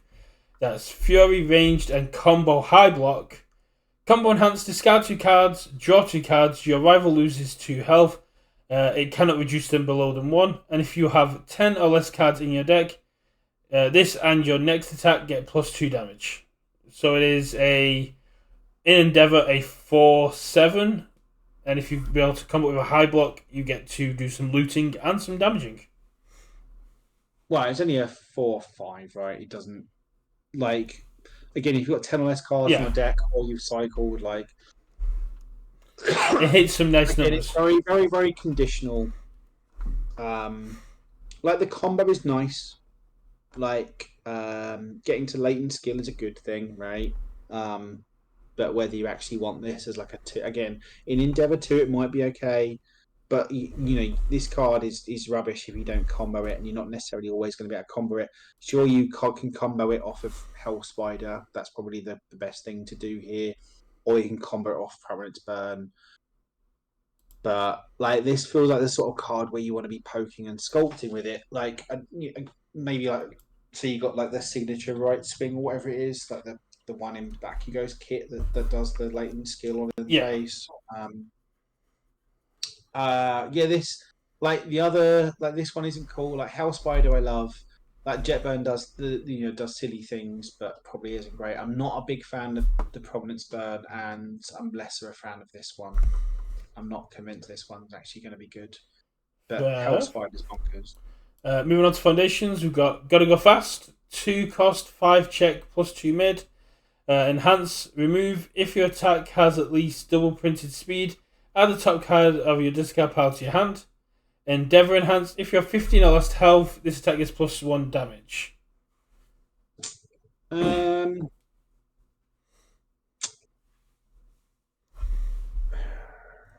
I don't know how I feel about this. Removing to add a card from this card to your hand. Obviously, it has to sort of line up, right? Where that top card is an attack you want generally, or because your attack. It's like you can't play this as a defensive. Okay, they've got a really fast attack. I'll pick up my block, or whatever. Like it has to be their attack. Sorry, on your attack. Obviously, his attacks generally have low speed. Yeah. But getting it above double is hard. Like the 50 less health, giving it plus 1 damage, repeatable plus 1 damage button's always nice. I'm not totally sold, but I wouldn't be surprised if this is okay. Now, remove to effectively draw an attack to your hand is decent, but I'm never a huge fan of remove to conditionally draw a card. Sort of foundations, like things like scouting the forest and stuff. I hate that card. That's fair. I'm never a huge fan of them. So, then we've got Heroic Endurance, Enhanced Commit, this attack gets minus 2 damage. Tenacious Remove, this attack gets minus 3 damage. Is fine. Like commit for 2 DR is okay. Obviously, the remove cost is a big cost. One of the two could save you. Again, I'm not sold on a 2 diff. Do you know who plays this better? Hood. Possibly. Yeah, like it shares Earth, right? Shares Earth. I think Hood plays this better. Maybe. Because it's commit the DR stuff and take some damage. Yeah, so you minus 2 damage, then you get to remove it, another minus 2 damage, and you just keep drawing up and get your defensive. I think. So we also then have, I'm not a huge fan of this one. It might see play, but again, I don't know. More zeros for fire. Yeah, fire finding at 0. The only thing that really upsets me about this card is the low block. Because Quick Attack already has a low block. Like, it would be really nice if this had a higher or mid, like a decent block on it. But I'll take it. Fire needs zeros, and this is simple. Enhanced mill 1, you rival mills 1. It's pretty much what a 0 should do. It's fairly low impact, but it can do stuff. Obviously, in him, he wants to just randomly mill, and being able to mill you and mill your rival can really mess with stuff like Giro, right? Giro does their enhance. It's like, okay, do I press? And it's like, they know you've got one of these on board, so it's like, okay, I'll stack it this way. It's like, okay, I won't press the button. Away, and it's just counterplay to that sort of thing, or final smash, anything that's sort of stacking the deck gets to mess with it. It's given that it's a nice bit of lore on how this interacts with Hood, because Hood wants to stack the top of his deck with high checks, and you just go, no, that's gone. You don't get to do that. Yeah, exactly. It just messes with that stuff. It's low, sometimes it's going to be effectively blank, but yeah, it's just a nice little 0 for fire. Fire needed more zeros, and this is the sort of power level a 0 should have. And then we got the first of a new run of foundations in the Pro Hero rankings.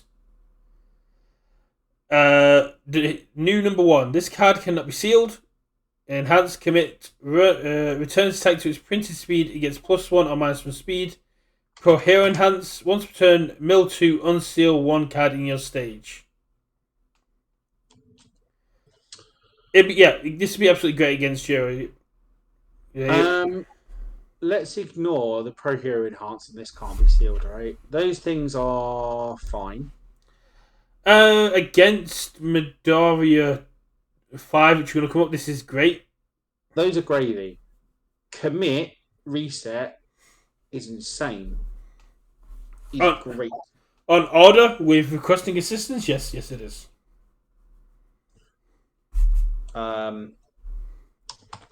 I think this is Commit, and it's even better than that, right? Because either they mess with your speed. Okay, I'll commit, put it to printer to give it +1, or they pump their speed. Okay, commit, reset it -1. And that's reusable every turn. Like this is what the sort of power level I want off my 3-diff foundation, and they can't seal it, which means they can't. You can't sort of erase it and say, okay, now I can get through, or irrefutable it and say, okay, I've dealt with a reset. No, my reset's here. It ain't going away unless you can flip it or destroy it or something or stun it, whatever. But you can't seal it. And That's very, very, very good. This is kind of the final nail in the coffin for Recipro bust, because no, I mean, again, you're not always going to draw it. I think big dunks still have a home, but this card's very, very good. Yeah, no, I definitely do like it. I think it's going to see a lot of play, even if it's just as 2 of. And I think this is one of the most deserving of the unique title. Mm-hmm. Yeah, having multiples of this out would be disgusting. And just I've got 3 of these, I've got 3 resets to turn, I'm blocking everything. Endeavor is probably one of their most hype, but also one of the most points of diminishing return, because the more you mill, the more you run out of resources, and you do get. Although milling out is hard in this game, again, it's not impossible. It depends how you build it, right? Do you go for the lean 50 and try and cycle then kill them, or do you play a bit more conservative and you maybe play more 60 or 70 and you're sort of maybe defending a bit and you'll eventually mill and cycle, but you've still got a reasonable deck to work with after it? I don't know. He's cool. I really wish his attacks were a bit more exciting for me in terms of his kit. But yeah, the spider is very, very, very good. So now move on to the character, which I am actually. This is probably the one I'm most hyped. That spider one is going to be an XR lots of people are going to want. This character I was very hyped for when I was seeing Levi's reveal video. I got shouted at Flynn to be quiet because I kept shouting "Oh damn" as each card got revealed. But this looks like a lot of fun. I don't think it's going to be the most competitive character, but I think it's going to be a lot of fun. It's a 6-hand, 28 health. Response: after an attack is blocked, your next check to play an attacker block gets +X. X equals the printed block modifier of the block. And response: after you play an attack, if the check to place attack was modified, it gets +X. X equals the amount that was modified by. Now, I think the compatibility of this character comes down to how that second enhance is defined by breaker and plus checks. If they cancel each other out, he's a fun character. If they compound each other, he's competitive. I'm pretty sure Linoco said they add up. So, for example, if they break you and you then get the plus to check from the top response, I think they compound. So you get +4. Yeah, so they block with a. Because I was looking at they block with a +2 and then they break it to you. I think you get +4 speed, which makes they both make sense. But it was what I was looking at is because if it applies at the same time as the check, it would be 0. But if you just go look at it as I'm pretty sure Linoco has said they add together, but I guess that might be something for the. This guy would be absolutely nuts with reversals. Obviously, we're doing a gentle criminal, just for the benefit of those people that are listening rather than watching. And obviously, that bottom thing is +X speed. Obviously, if you haven't watched, go watch Levi's video. It's very funny, very well done. Him and Mel did a great job with that. Yeah, he's got the villain keyword. He's got chaos, order, and void. But on face, he does cool things, right? He's very good at blocking. He's very good at sort of playing multiple attacks. Yeah. He gets speed on face if they, if they try and block it, or he modifies it another way. It's just he's going to be looking for damage, right? So we'll have to see. Well, luckily some of his attacks can get way up, such as Gently Thief or Gently Theft. It's a 5 difficulty 3 check, 4 mid for 8, flash, charge, slam, taunt. Response, discard momentum after you place attack, your rival discards a card. Deadlock response, after you play this card, your rival removes 1 card from their hand. Yeah, so it's very blockable. Obviously, this is the one you want to play second in the chain, right? You play something that you kind of almost force them into blocking, and then it's like, okay, I'll get +2 to this check. I'll play this on an effective 4, and I add +2 to the speed, and it's a 6 mid for 8 catch. Yeah. And then if you've got the momentum, you then start ripping their hand apart. And if they're in deadlock again, you rip their hand apart. This is cool. It's just it's got the damage there that he wants. It's got the damage, and if you can do it later in a string, you can get there. And once we've gone through all the attacks, I'll go through like how my brain immediately was like going nuts with this. But yeah, then we've got Gentle Sandwich. Is a 4 cost 3 check, 2 high 4 with +2 high block, EX 2 slam, combo slam. Combo enhances attack gets +X damage, where X is the printed damage of the card preceding it in the card pool. So if you play it after Gentle Thief, you get +8 damage to it. And and enhance, add 1 card from your hand to your momentum. So you can play it before or after the gentle theft, and obviously it's very slow on face. It slows the first attack, but if the first attack gets blocked, then this gets. You never want to play this as your first attack, right? Yeah.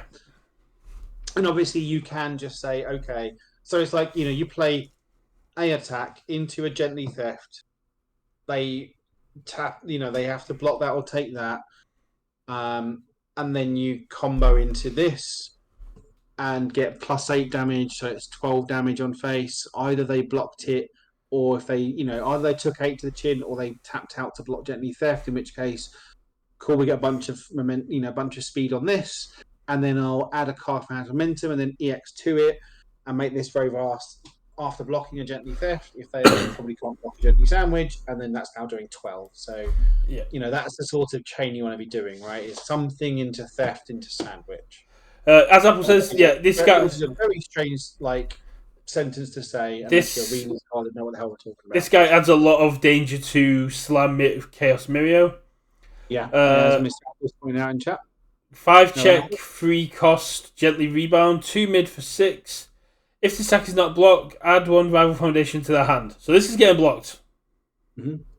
Yeah. So again, this is, and it's a throw. Yep. So it's going to do damage. So it's a damned if you do, damned if you don't. It's getting in for some damage, and again, it's a great poke. Is this I'm rebounding into Theft into Sandwich turn, or am I just rebounding and seeing what happens? Again, a way of generating momentum for your EXs and for your responses on Gently Theft. Again, it's, look at this kit, it all works together, and it's all let's play these cards in Gentle Criminal, and do we play them anywhere else? Don't know. Then probably not. And then you've got Gentle Trampoline. If this attack is blocked, draw 1 card. Gentle Criminal Enhance. If this attack deals damage, draw 2 cards. It is a 2 low 4. Yeah. Again, in Gentle Criminal, this says, I'm drawing 1 card, whatever happens. And they want to block it. So again, it's these bottom 2 are your openers, your Theft is your middle one, and then your Sandwich is at the end. It's essentially it's a slightly better double jab pummel because it's depending on how it goes down, it's I draw 1, get 1 to my next check, get speed to my next check, or I deal damage and draw 2. Yeah, I think there's probably something there with Gentle Criminal. Whether it's with his kit, whether he plays other stuff, I don't know. Oh, he plays Double Jab Pummel. He plays Spiral Wave Surge, Cool Student, Train him a Gunhead. I've already built this deck in my head because so you play Gentle Sandwich, you chuck a card from your hand to your momentum, you Cool Student, discard the card from your hand to momentum, to give your next check +2. Even if they don't block this, your next attack's getting +2 speed to it guaranteed. You play train with Gunhead, the checks have been manipulated, they get +1 speed. You make these attacks very, very fast. Yeah, training with Gunhead seems like a auto include or on the symbols. Yeah, he seems cool, but again, it's he plays his kit type thing with other cards. Yeah, and then you've got I don't know whether these attacks you play outside of other. I could see a few of these guys popping up in, say, Dabby 3. Maybe. Because the ones like Gently Sandwich just need speed. And if you can give this some speed and it gets damage for the one preceding it, you can do some funny stuff. Void, you could see some fun stuff happening with characters like Hood. So yeah, we'll go on to the action and foundations. So this guy is the first one in action, his kit. So lover mode. So it's a 3 difficulty 5 check with a 2 low block. And it says if your character is gentle criminal, this card does not count towards progressive difficulty. So much like the lock one from the last set, yep. Probably just he's playing him and no one else. Form, discard 1 card, draw 2 cards. Fine. If you ever need to do that to sort of filter, especially as him, it's like again, it's just it's more setting up for the card pull enhance. Yeah. Then it's first enhanced card pull. If you have at least 2 momentum, this attack gets -1 speed or +2 damage. And then villain response, after you block with this card, your rival adds 1 face-up foundation to their hand. So again, it's good offensive, good defensive, right? So you can then block with this villain response. They add a foundation to their hand. It says stop now. Yeah, I think you can't. They add the thing, so obviously, if they got committed face downs, then they bounce those. But it's still a nice sort of debuild on it, and then you still got the enhance. But again, like as a block, obviously that first enhance. If you have the momentum, then you get to do the thing. If you haven't got the momentum, how excited am I about this card? I don't know. I'm not convinced on this I don't think you can turn to poke this guy with a low or mid attack unless you've had a hell of a build turn on turn 1. If you've only built 3 or 4 foundations and you're going with a mid or low attack, you get blocked and you're picking one of those up. Yeah. Assuming he even plays this card, I'm not necessarily convinced. I think you at least run a couple because you're getting extra damage on everything that isn't a flash. Because you have got ways to cheat momentum in. You're talking Chaos, which has got cremation. He's got attacks that put momentum in. You've got Mirio's attacks that go to momentum on block. You can run Phantom Threat. All you need to do is change the zone, which is very easy.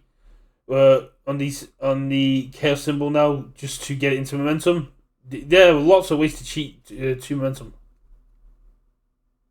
But yeah, again, it feels a bit gentle criminal only. In that This isn't going to get played anywhere else apart from possibly Chaos Tokiyami because actions don't count towards progressive anyway.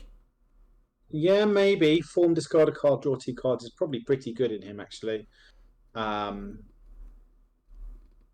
Yeah, maybe.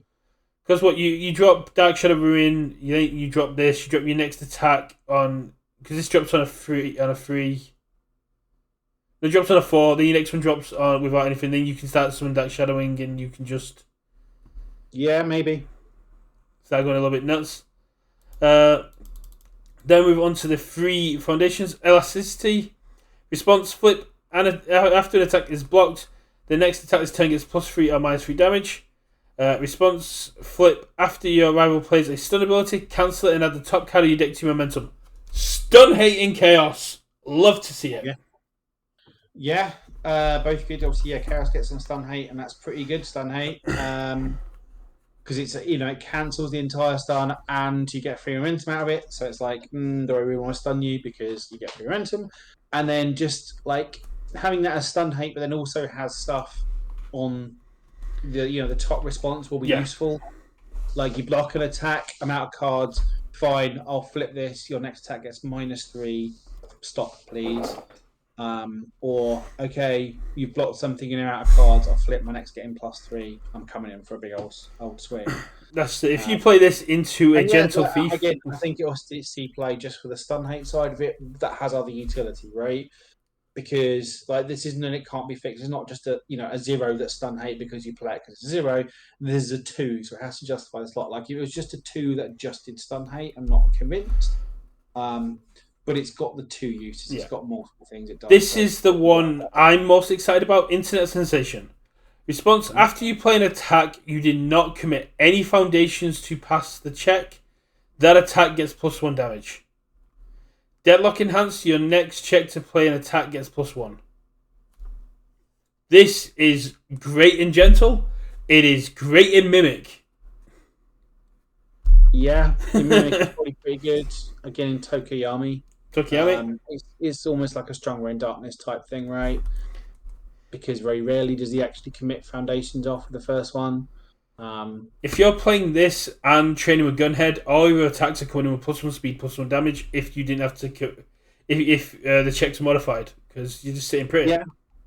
Yeah. Again, it's sort of how far he gets without like having to commit stuff, right?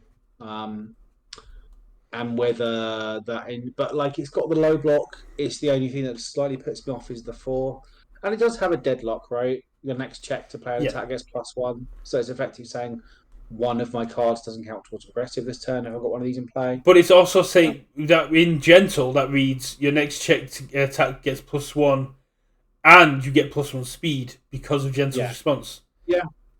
So which is where so you're talking it's a +1/+1 on there, and it kind of encourages your opponent not to block you, because if they block with block modifiers of 2 or 3, you're going through. If you block gentle with a +ultra, he is laughing to the bank. Well, yeah, you just don't play. And then we got I think it's fine, but again, probably maybe just gentle criminal only. And then we've got Chivalrous Thief. So it's a 2/5 with a 3 mid. Response: commit before your end phase. Add 1 attack with a printed speed of 2 or less from your card pool to momentum. Villain form once per turn. Discard 1 momentum. Discard 2 rival momentum. Your next slam or taunt attack gets +2 speed and +2 damage. So these are both decent effects, right? Discard momentum to nab 2 of those. Pretty good. Obviously, they have to have the 2, but it depends how many attacks is playing with printed speed 2 or less. But being able to add something to his momentum, pretty decent. So I think this is meant to combine with Gentle Sandwich. So you play Gentle Sandwich, you add a card from your hand to your momentum. It's a printed 2 high for 4, and then at the end of your turn, you pick up the Gentle Sandwich, and then before you end your turn, you villain form, you get rid of 2 of the momentum for the one you just put in, and you pick back, and then you end your turn, and you pick back up the Gentle Sandwich, and you go, next turn I can do it again. You do not get momentum in this game. Well, no, this is just adding it to momentum, right? You're not, how are you picking up from your momentum? You're not. No. So you play Gentle Sandwich. You add the you add the card from your hand to momentum. Yeah. The attack gets blocked. Attack goes through. Doesn't matter. Then villain form once per turn. Discard the momentum you just added with Gentle Sandwich. Your rival discards 2 momentum. You commit Chivalrous Thief at your end phase. You pick up Gentle Sandwich. It's an attack with printed speed 2 or less. From your card pool. From your card pool. To your momentum. So it gets added to the momentum again. So you still get it from momentum if it gets blocked. It costs you a rival 2. What I'm saying here is, so you play the card. Yeah. Right? You play the attack. I misread it. I thought it was going to hand, but it goes to momentum. So it makes you. I think this is really cool, and I think it might even have a little home in Amajiki to even cheat more momentum in. Yeah, but again, it's just like the printed 2, right? That's the problem. It's like how many people are playing printed 2 or less. Not many. Mirio's got one. This one's got at least 2. Again, I'd be wanting to play multiples to really justify this thing. Chicken kick. Yeah, again, yeah, sure, chicken kick, but like again, even that's like probably a one-off in Avajiki these days. Not convinced.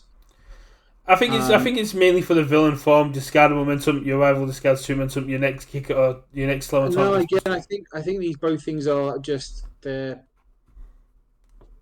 gentle criminal things. So again, I don't know how much this sees play outside of gentle. I don't know. I could see All for One winning at least 1 or 2 of these. Because you're always going to have momentum with All for One.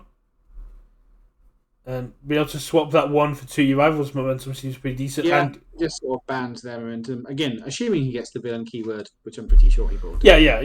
If All for One doesn't get the villain keyword, there's something very wrong there. And the only thing I can think of is they gave him Demon Lord instead of villain. Yeah. That's the end of those guys. So yeah, I think Gentle's cool. But again, plays his kit. His kit doesn't really see play elsewhere else. So now we move to Katsuki Bakugo 4. One, I wasn't really expecting Bakugo to get a card this set, but makes... Yeah, he's one of the big faces, so they have to... Yeah, but he didn't really do much in like this part of the arc. He failed his exam, then he went to remedial classes and got shown up by a lot of kids. That's pretty much his stuff. And then he defied the teachers by going to try and help with Hood. Enhance once per turn. Discard 1 card from your rival's from your card pool. If it's your turn, your rival discards 1 card. Decent. Response: after your Fury attack receives a damage penalty, it gains 3 damage. Decent. So again, we're going to see another character that's all about his kit. So he's a 6-star. He's got the 1AN student tags, and he's on what? Air, Death, and Void? Air, Death, Void. Yeah, I mean, again, we're going to see. Obviously, there's going to be a lot of his kit that gives himself a damage penalty, so he gets to trigger it for +3 damage. You're not allowed to DR Bakugo. Obviously, quite funny against things like Mirio's. Definitely good against Mirio, yeah. Like his momentum thing, like anything that reduces 0, it's like okay, cool. It still gets him for 3. The top enhance is very powerful, like clearing your card pool, and then obviously having them discard a card is a very good ability. So here's the fun thing about Bakugo. Against Kamui Woods, he pops off. So Kamui Woods commits -1 damage to all attacks. You block, you're ready, you commit Kamui Woods -1 to all attacks. You play your next attack, and you get to respond twice, because those -1s come in individually. So the more Kamui Woods uses his ability, the more you get to respond. So Kamui Woods cannot use his ability against his character. Yeah. And because when I was playing Dabby, Kamui Woods would like get to 3 and go, okay, back to printed. This time it's like, oh yeah, they get -3, but they get +9, so you +6 to everything. Yeah. Kamui Woods ain't touching this character. Yeah, he's cool. Again, doesn't really have defense, right? No. I mean, I suppose a little bit of defense, right? He gets to clear one thing on defensive progressive, which is fine.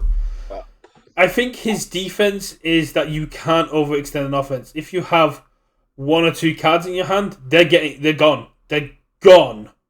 You do not get to keep those cards. Because he gets one from himself, if he's got long as he's got more attack. Again, just taxing a different resource, like rather than foundations or whatever, he's taxing your hand. Yeah. So and with his symbols having some good echo cards as well, this guy could do some serious damage because you chuck this guy in with the like wing Nomus and stuff like that. It's gonna be nuts. Moving on to the attack lineup for Mr. Bakugo. We've got Angry Yelling. Enhance. If your rival has 4 more cards in their hand, they discard a card. Enhance. If this attack gets -1 damage. If it's blocked, draw 1 card. So it gets +2 damage. And if it's blocked, draw a card. Yeah. That's nuts. And it's in the playable only in Bakugo 2. Sorry, Bakugo 4 even. I mean, Like, can you never press that button probably in any other character? And it's just like a 4 mid for 5. I don't know, because I mean, I'm happy to As a press. but it's a 5 diff, right? That's the problem. Like on a 4 diff, I'd be maybe interested, but on a 5 diff, nah. One damage to draw a card and make that damage more. So basically saying take 4 or Yeah, I'll block it and just draw a take card. 4. Then You you just get play the 5 diff to give me 4 damage. then you get the damage through, and I'm happy getting 4 damage through, especially if No, not on a 5 diff. On a 5 diff, that's terrible. Um, yeah, no, I don't like this card. Again, probably playable in back and go. Utterly unplayable outside of him. I'm not even convinced it's playable in back and go. I think no. This is a great Bakugo 4 has the Almighty Free condition of you can't. You need to hold cards, but you can't hold too many cards, and you can't hold too little. And this card punishes you for holding too many. If you're in a position where your opponent doesn't want to build into deadlock, plays 1 passes, you're in a great position. Getting 4 damage in, even on a 5, feels great, especially if you're running these symbols which have got damage pump on their characters on face. Yeah, No. but the damage pump goes on anything. Like again, I'm not. I just think this is bad. So then we've got Irate Scowl. So it's a 4 difficulty 3 check, 2 high block. It is a 2 low for 5. It's got Fury and Taunt. If a card is left to a card pool this turn, this attack gets +3 speed and -1 damage. And Enhance, if your rival has 2 or less cards in their hands, draw a card. So in Bakugo, it's a 5 low for 7. In everyone else, it's a 5 low for 4. Playable only in Bakugo 4. Well, no, because you don't. How many people are going to have cards left the card pool? Yep. In which case, it's a 2 low for 5. Playable only in Bakugo 4. Or it's a 5 for 6 in Bakugo 1. Why? Because you discard one from your card. Yeah, you discard one from your card pool on block, and then you blow up a foundation, so it comes again, with the blowing up foundation doesn't count because he does that on everything. So, like, again, this is just I'm off it. But then you can't. Then if you say that, saying that is just like saying, well, it doesn't count for Bakugo 4 because he does that on everything. All of his cards have got -1 damage on them. Yeah, but that's what I mean. Like, only he gets to do this because he gets the response, so he's got the tech with it. Like, the +2 damage is immaterial of the attack, whereas this kind of combos together. That's what I'm saying. Is like the -1 damage combos with the thing he does on face, right? I mean, Whereas a 4 difficulty, 5 low for 4 is hard and chop numbers. Yes, but Harden Chop does a lot more on a 5, right? Harden Chop does. Yeah, this is a 4. Harden Chop's a 4 low for 5, and says if you block it, you discard a card, and also builds me a card, and also has a breaker 1 block. I'm just. This is a 4 difficulty that can draw you a card if you play it late enough in a turn. And if you play it late enough turn, it's pretty much guaranteed 4 damage. Yeah, I'm not saying this card's terrible. I'm saying it's only playable in this character.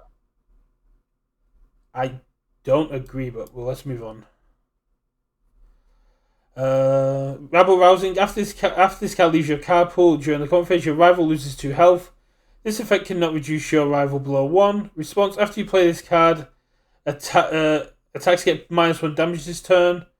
Deadlock Enhance, destroy 2 rival foundations. This is an excellent defense card. Yes, it's okay, but again, in any other character, you'd never want to attack with this. Why? It's a free high for 5. You don't need to respond with. I suppose you don't need to play the response, right? So it's Deadlock, destroy 2 foundations. Bakugo 1, destroy. If it gets basically in Bakugo, it says if you block this, you burn for 2. Yeah. Again, probably playable in Bakugo 1, playable in Bakugo 4. I don't see him playing anyone else. It's not got range, so it can't be played in Asui, which is a shame. Yeah, I just It's nice. again, It's nice defense against Tabe. Oh, that's during your combat. Never mind. So yeah, during your combat phase. Yeah, no, this is great. This is good in Bakugo 1, Bakugo 3, and Bakugo 4.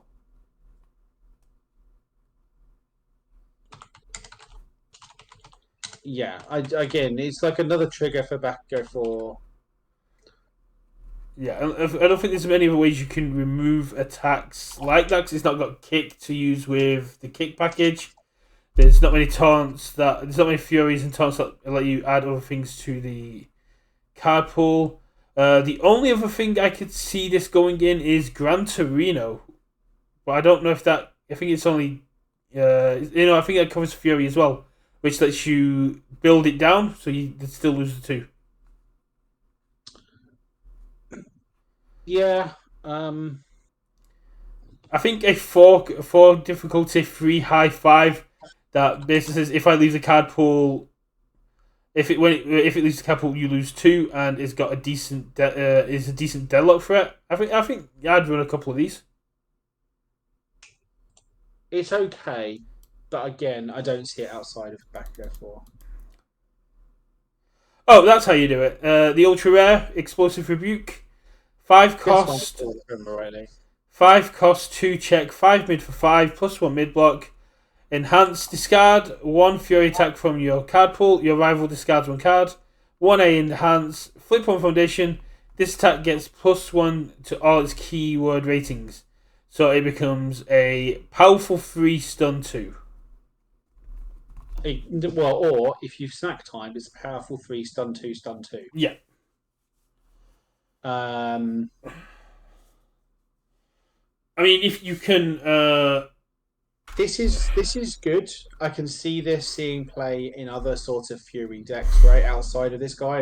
It's sort of worth a 2, especially and probably only in 1A characters, right? Because you definitely want that 1A enhance. Yeah.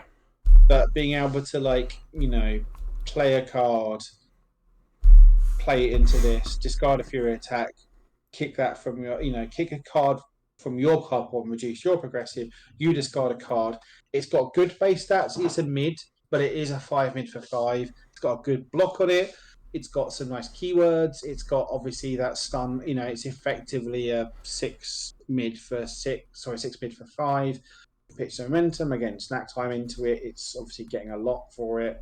So you're probably stunning 2. So it's effectively a 7 mid for 5. I think this. I think this is deserving of the 2 check.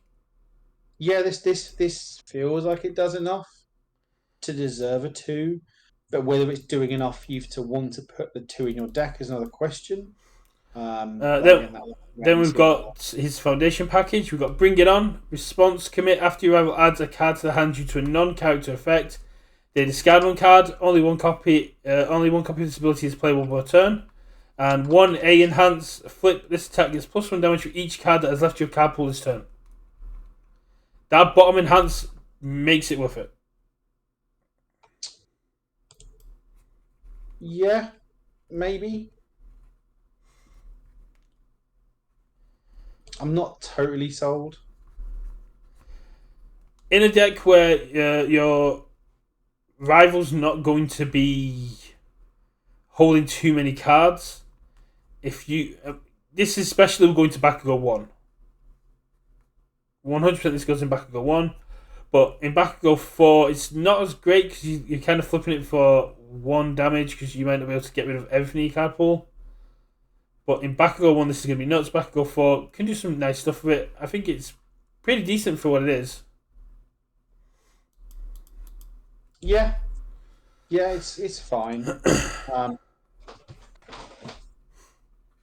Probably like an Asui card, right? Like if she can do that sort of thing. Yeah, I think Asui 1 plays that a lot better. Irritated, a 1 cost 5 check plus 3 high block. Enhance commit. This Fury attack gets plus 2 speed and minus 1 damage. This one is a Bakugo 4 only. Yeah. Yeah, again, it's just we're seeing all of this this set. It's very insular, right? So, again, probably finding him probably not see play outside of it. Keeping the beat, a 2-cost 4 check plus 2 mid. Response: after you make a check to play a card, if your rival has discarded a card this combat phase, that check gets plus 2. Yeah, no, that's decent. It's a first aid class that you doesn't ready on commit. Yeah, so against a 4 check, and they've got to have discarded a card, right? So it's a very conditional thing. So again, it feels like in your turn. Play this in back and go card. So I can play this in back and go. Otherwise, I can't, because obviously the check to play a card doesn't work for playing blocks, right? Yeah. So no, because blocking isn't playing a card; it's playing a block. Then how does Specialist Sound Waves work on defense when it says after you play this card, you may draw a card?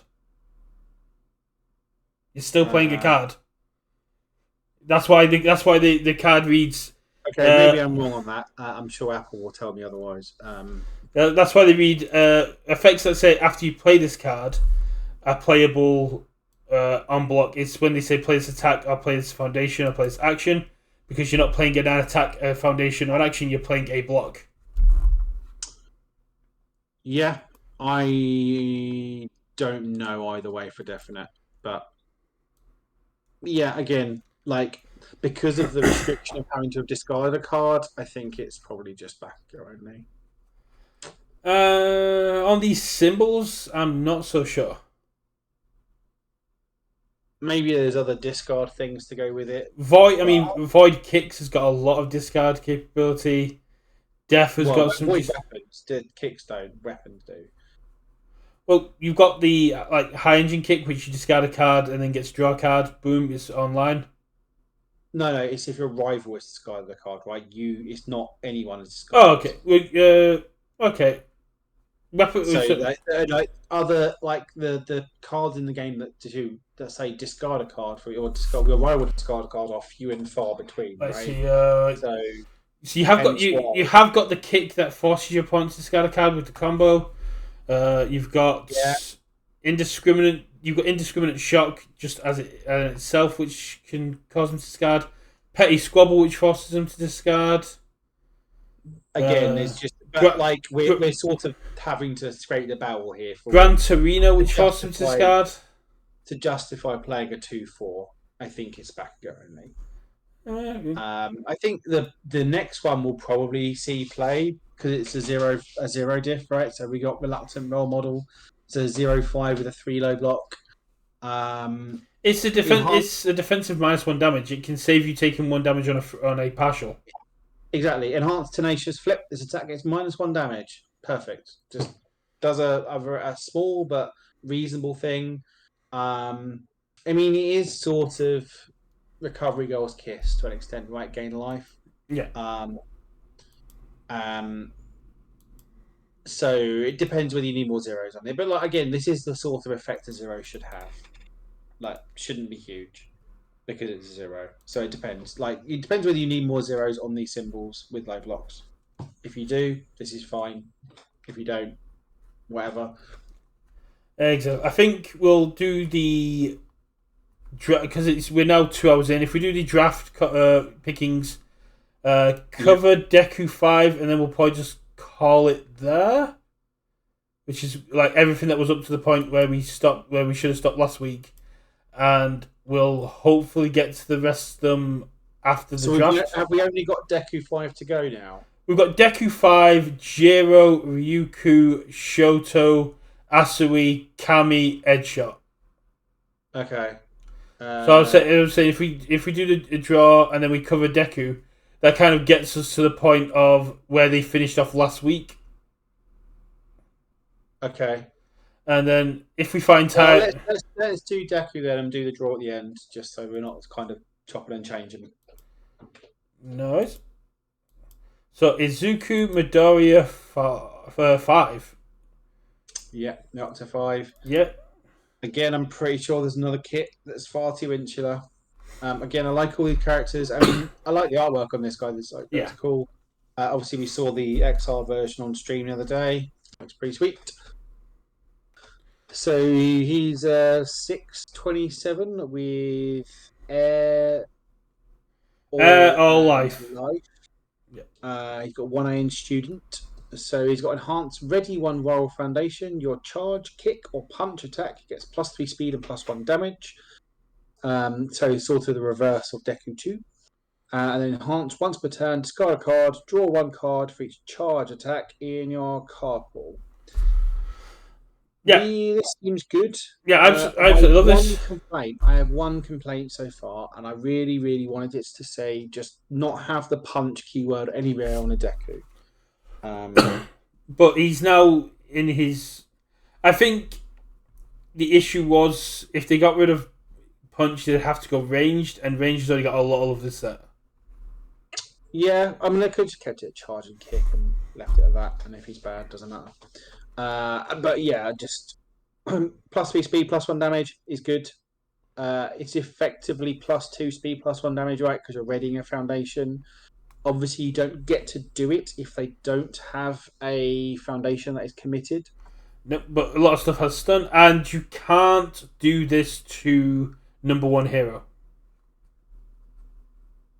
What one? Oh no, sorry, no, you can't do that with. Sorry, Jiro. I'm thinking Jiro. Jiro, you can't ready up number 1 hero. I'll get to that when we ever get to that. I got completely confused there. But yeah, no. Ready 1 round foundation. You gotta be careful what you ready up, of course, because things like enamored can still trigger. But it doesn't say ready 1 royal foundation that hasn't been ready this phase, right? yeah, So, I think if you hit foundations that have abilities that say like ready 1 foundation that hasn't been ready this turn, or other things like that, you can really mess with your opponent's board. On this symbol, you're going to be running a lot of stun anyway. But I think air and life are going to be absolutely nuts for this guy. Yeah. Well, let's have a look at his kit. So and obviously that bottom enhance is very good. Discard a card to conceivably draw 2, 3, 4 cards is very good, and it also does not say on your turn, so you can do that defensively. So if you draw with several, block with several charge attacks. I noticed what you've snuck in there. So what do you mean? This is Deku's kit. There is nothing untoward about what's going on in this kit. If you block with several charge attacks, you get to draw cards defensively, so it's good. So, interestingly enough, the first one is Air Force Blast, a 5 cost, 3 check, 5 high for 6, 1 high block, charged ranged. That is it. Yep, very, very vanilla. I mean, it's effectively. It is. It pops into Ryuku a little bit, which we're going a little bit down, but because it has no abilities. Yeah, maybe some crossover there. She's got all in life, so maybe that was a kind of throw a bone over there. I mean, you ready 1 foundation, it becomes a 6/9. It doesn't need anything else. No. It becomes an 8/7. So, yeah, 8/7, which, yeah. So it's fine. It's a big old chunk of stats. It's got a decent block. It's off zone. It's not exciting. Probably will never play it. Who's blocking an 8/7 turn 2? But it's a 5 diff, right? So it's probably your opener that says, "Do you want to just take 6 on the face? Or are you going to block and give me some stuff to ready to do stuff?" The attack, right? the issue, it forces you to have to use resources and block, which makes your next attack's good. Or they can take 6 and go, try again. If I'm running life, I'm probably still running back alley over this. Yeah, I don't think this is any bad at all. Like, it's just so very vanilla. In sealed, this is going to be a bomb. Oh yeah, in sealed it's going to beat people up, but like most things beat people up in sealed. So we then got Air Force Flick. So it's a 4 difficulty, 3 check, 2 mid. Block 3 mid, 4 5. Enhance if your rival has more foundations ready than committed. Draw 1 card or gain 2 health. And then Deadlock Enhance. This attack gets +3 damage and does not count towards progressive this turn and with a charge and ranged keywords. Jiro. Why Jiro? Because if they've got more than ready foundations than committed, you get to draw a card. And then it's also got a charge, so it's coming in as a free mid for 6 that draws you a card to earn the first attack. No, it's too mid, too blockable. For all the reasons I hate double Jetburn. And I understand it's a good card and does good things, but like just a 3 mid 5 on a 4 that might draw you a card. Get out of here! Like it's got a really good deadlock on it, but nah, this ain't it. This draw. I mean, most of the time against Joe, this is going to draw you a card. Has more foundations, not necessarily. Like again, they might sort of be at 9 foundations and they've got 5 taps. They've got 4 ready defensively. This does nothing. Bad. Nope, I'm off it. Fair. I think this is pretty decent. I've run this in a fair few things, and I think Nedre could have some fun with this. I think Amajiki can have some fun with this. I'm so off mid attacks right now.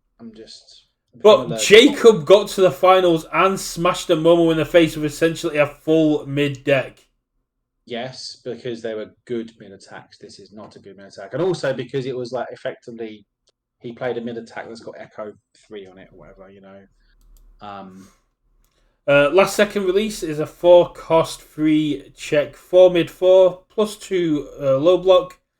Enhance if your rival has no committed foundations, commit one rival foundation. Response: commit 1 foundation after this attack's block step. It gets plus 3 damage. This is the perfect turn 2 poke. Got charge and ranged EX2 as well. Yeah. Again, I mean, I suppose, thinking about it outside of Midoriya, right? It's a 4 mid 4, 2 low block. Like, again, if you need a low block with a charge of range on these symbols, it's probably fine. If they've got no committed foundations, you get to commit 1, so it's kind of got pseudo stun 1. You sort of force them to block it, right? Again, it's a mid block. You sort of force them to block it, or else they're taking 7. So you're making this into sort of effectively almost like a 5 diff 4 mid for 7. Obviously, in Midoriya, it works with him because obviously if they've got nothing committed, it means that you can open with this. You commit something, you then ready it, so it becomes a 7 mid for 5. You have to block this now, or else it's a 7 mid for 8. It will end up coming in for 8 damage. I mean, either way, this is a 4 mid for 7, so it's getting blocked.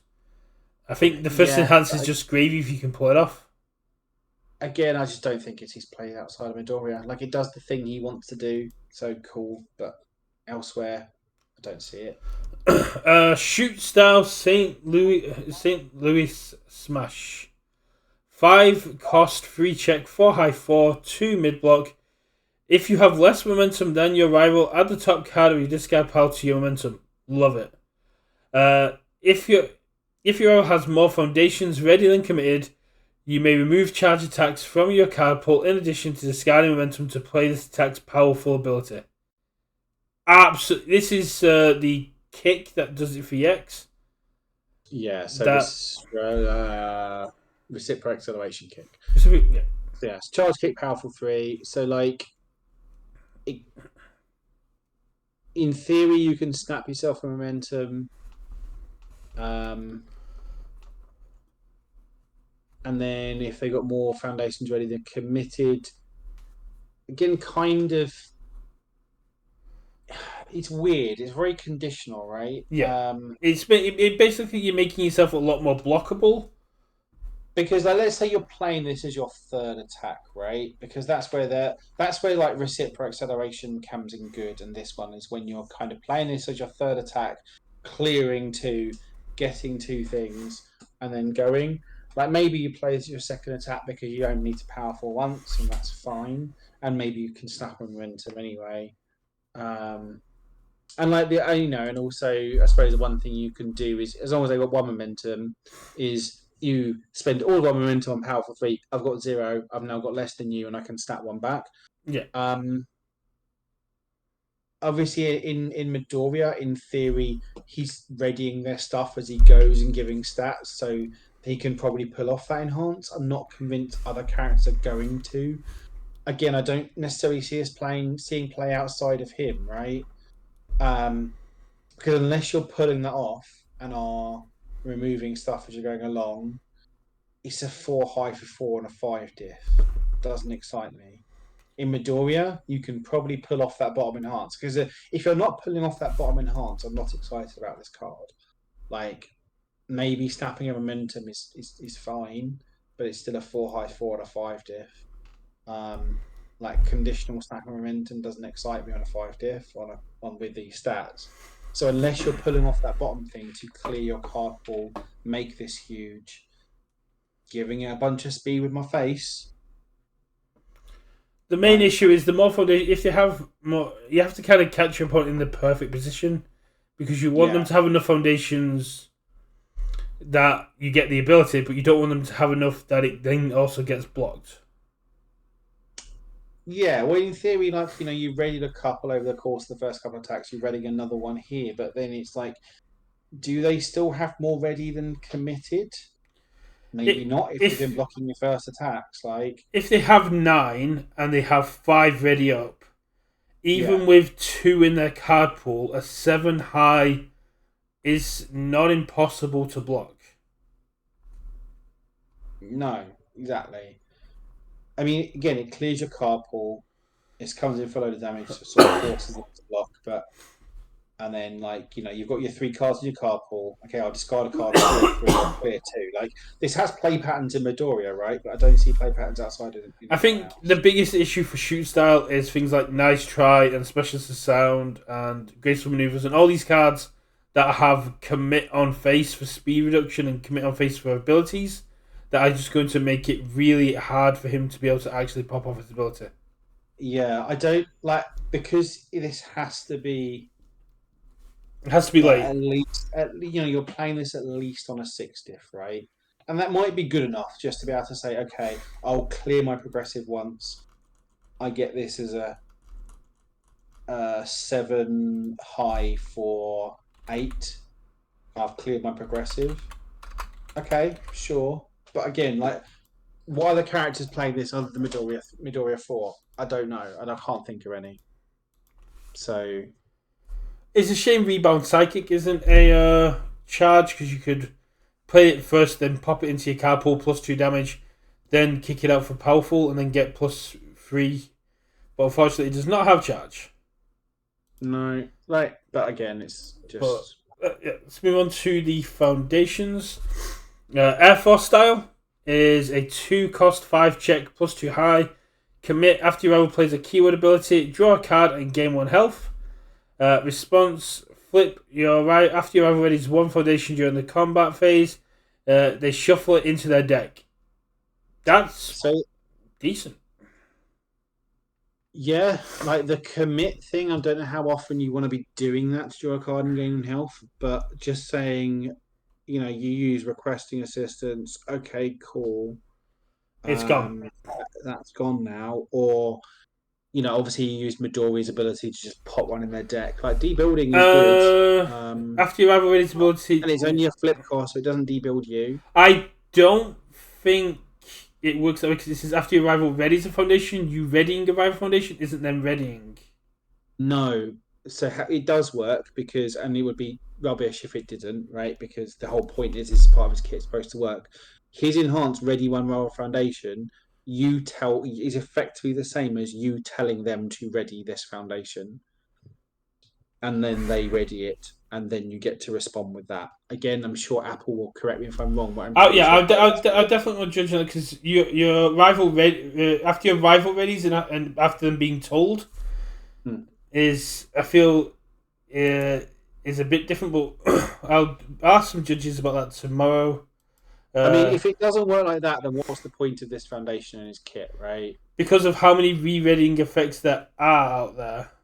There aren't huge amounts. If it worked like that, you wouldn't need the top enhance. You just need the flip. I also wonder whether this works against Nice Try. Yeah, Nice Try do it. Which is during Nice Tries at the beginning of the combat phase. I don't know whether they're the same one, but I'm pretty sure this works with his enhance, is what I'm going to say. I'm pretty sure it does. And it's decent. Like, again, just to debuild them 1. Pretty good. So then we got Earnest Fighter. It's a 2 difficulty 4 check with a 2 mid block. Enhanced Rivals turn, ready 1 foundation. This attack gets +2 speed. +2 or -2? -2. Ready 1 rival foundation. This attack gets -2 speed.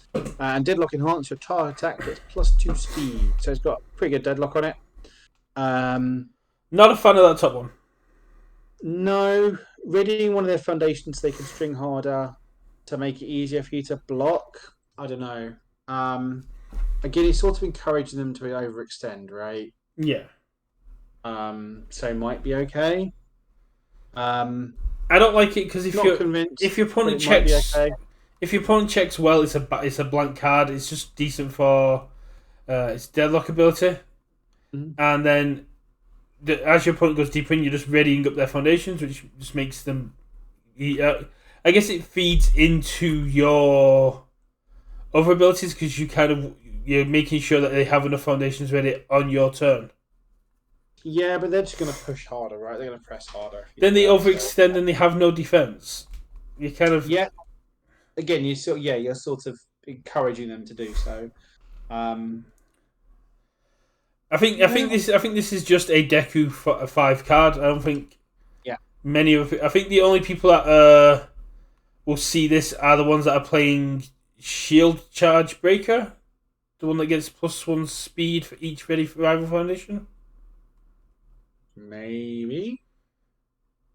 Because you just did it in the turn, make sure they got everything up, then you drop that and go boom, it's now pretty much unblockable. Hot Pursuit, 1 check, 5 difficulty. After this card leaves your hand due to a rival effect, gain 2 health, so it's kind of like body rejuvenation, but it requires rival. Response, flip, after you block, your rival commits 1 foundation. Solid. Yeah. Again, offensive stun. Like again, this is a card that could happily see play outside of Deku. It almost is weird. It almost is a non-though, right? Because you don't want them to be committing stuff, but this commit stuff. But it just says like, I've blocked you, commit a foundation, stop stringing. Yeah, it's not target committal, so it's just a stun. But I think this is this is just a nice anti-Bakugo card. Yeah. Again, just as a. That response isn't going to come up very often, but I think it's nice. Then we've got multitasking, which is probably the most playable of the cards, which is just ready 1 foundation, your attack gets +1 speed, +1 damage. You ready 1 foundation, you see equalizing the speed for the 1 foundation, but you then getting the extra damage. So you're going, if you don't block this. I don't know how much you want to be using this in other characters, but obviously it works very well with what Deku wants to do. I mean, again, all these kits are too insular. I could see this being played in against 5-handers. I think this just gets played for days because you can ready up foundations. I would love to see someone just messing with a Nomu. Going, yeah, sure, but let me string longer and I'll just keep readying up your foundations for you, bud. But. I don't know. I think multitasking has got a place in some decks. Again, and also sometimes it's going to be blank, right? Because they don't have anything to ready, so it doesn't do anything.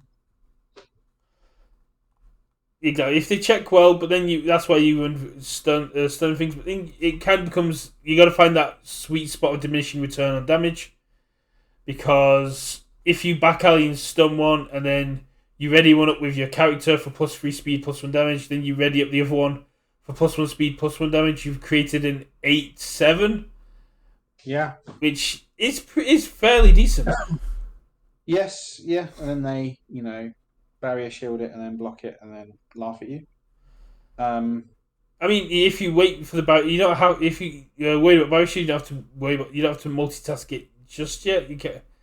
That's more of a specific matchup kind of thing, but yeah, I like it.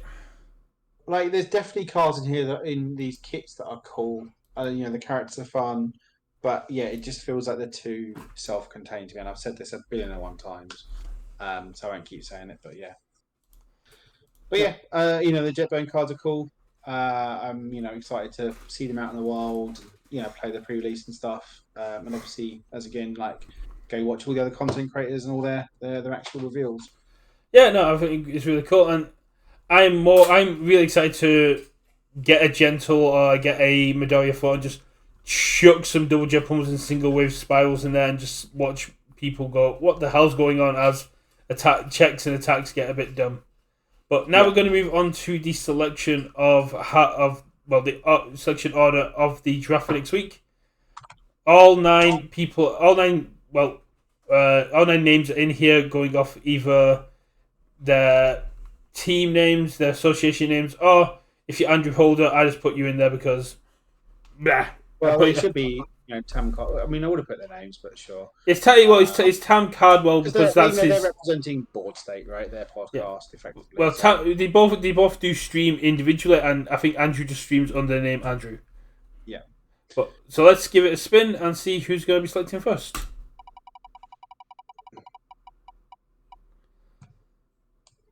I'm obviously a little bit behind you. And Adam gets the first pick, the Dobbers. Okay. Oh, is he going to snap up any of the characters that have helped him get to the first position in the current one? Or is he going to go for a bit more? First pick Nomu. Oh, if he goes first pick Nomu, then Jacob's going to be so sad. Mm-hmm. Following Adam will be. Are you removing them as we go along? Yep. Dave cool. from Let's Talk UVS. So, yeah, as soon as one's selected, it gets removed from the pool. Cool. So, Let's Talk UVS, aka Chief, will be pulling up second. Following in third will be Charles Barkley. That was close. That was on the line.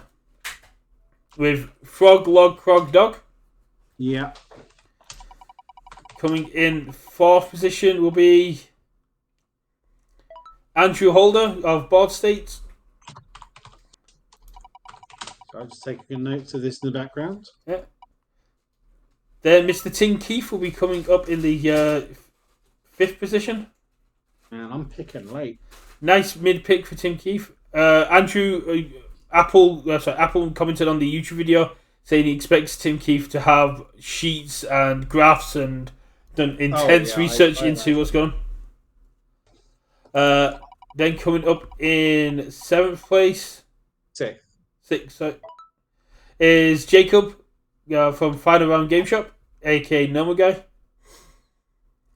Oh, so we've got Levi, you, and Tam left in the bottom three.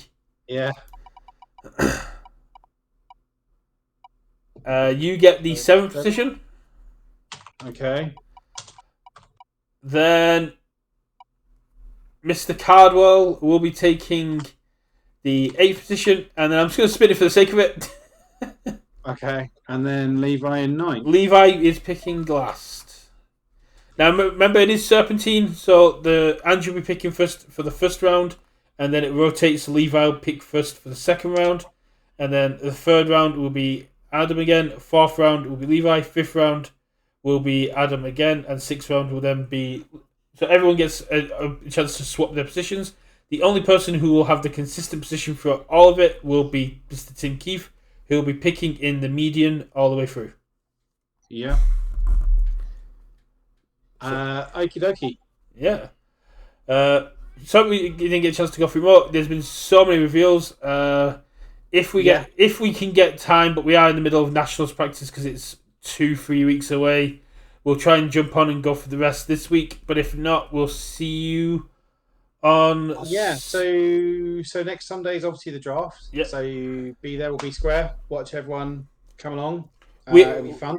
We are currently trying to work on a way to have a community draft as well. We're just trying to get it in a way that I'm happy with the organisation of it, and that Richard's happy in that it's not just going to be 100 people picking the same characters all the way through.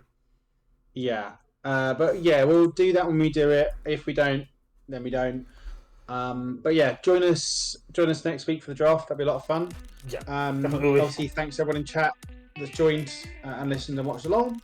As usual, everyone watching on YouTube, thank you very much. Click the buttons, like, subscribe, all that malarkey. And we'll catch you next week for the draft. Yeah, we'll see you all soon. Bye.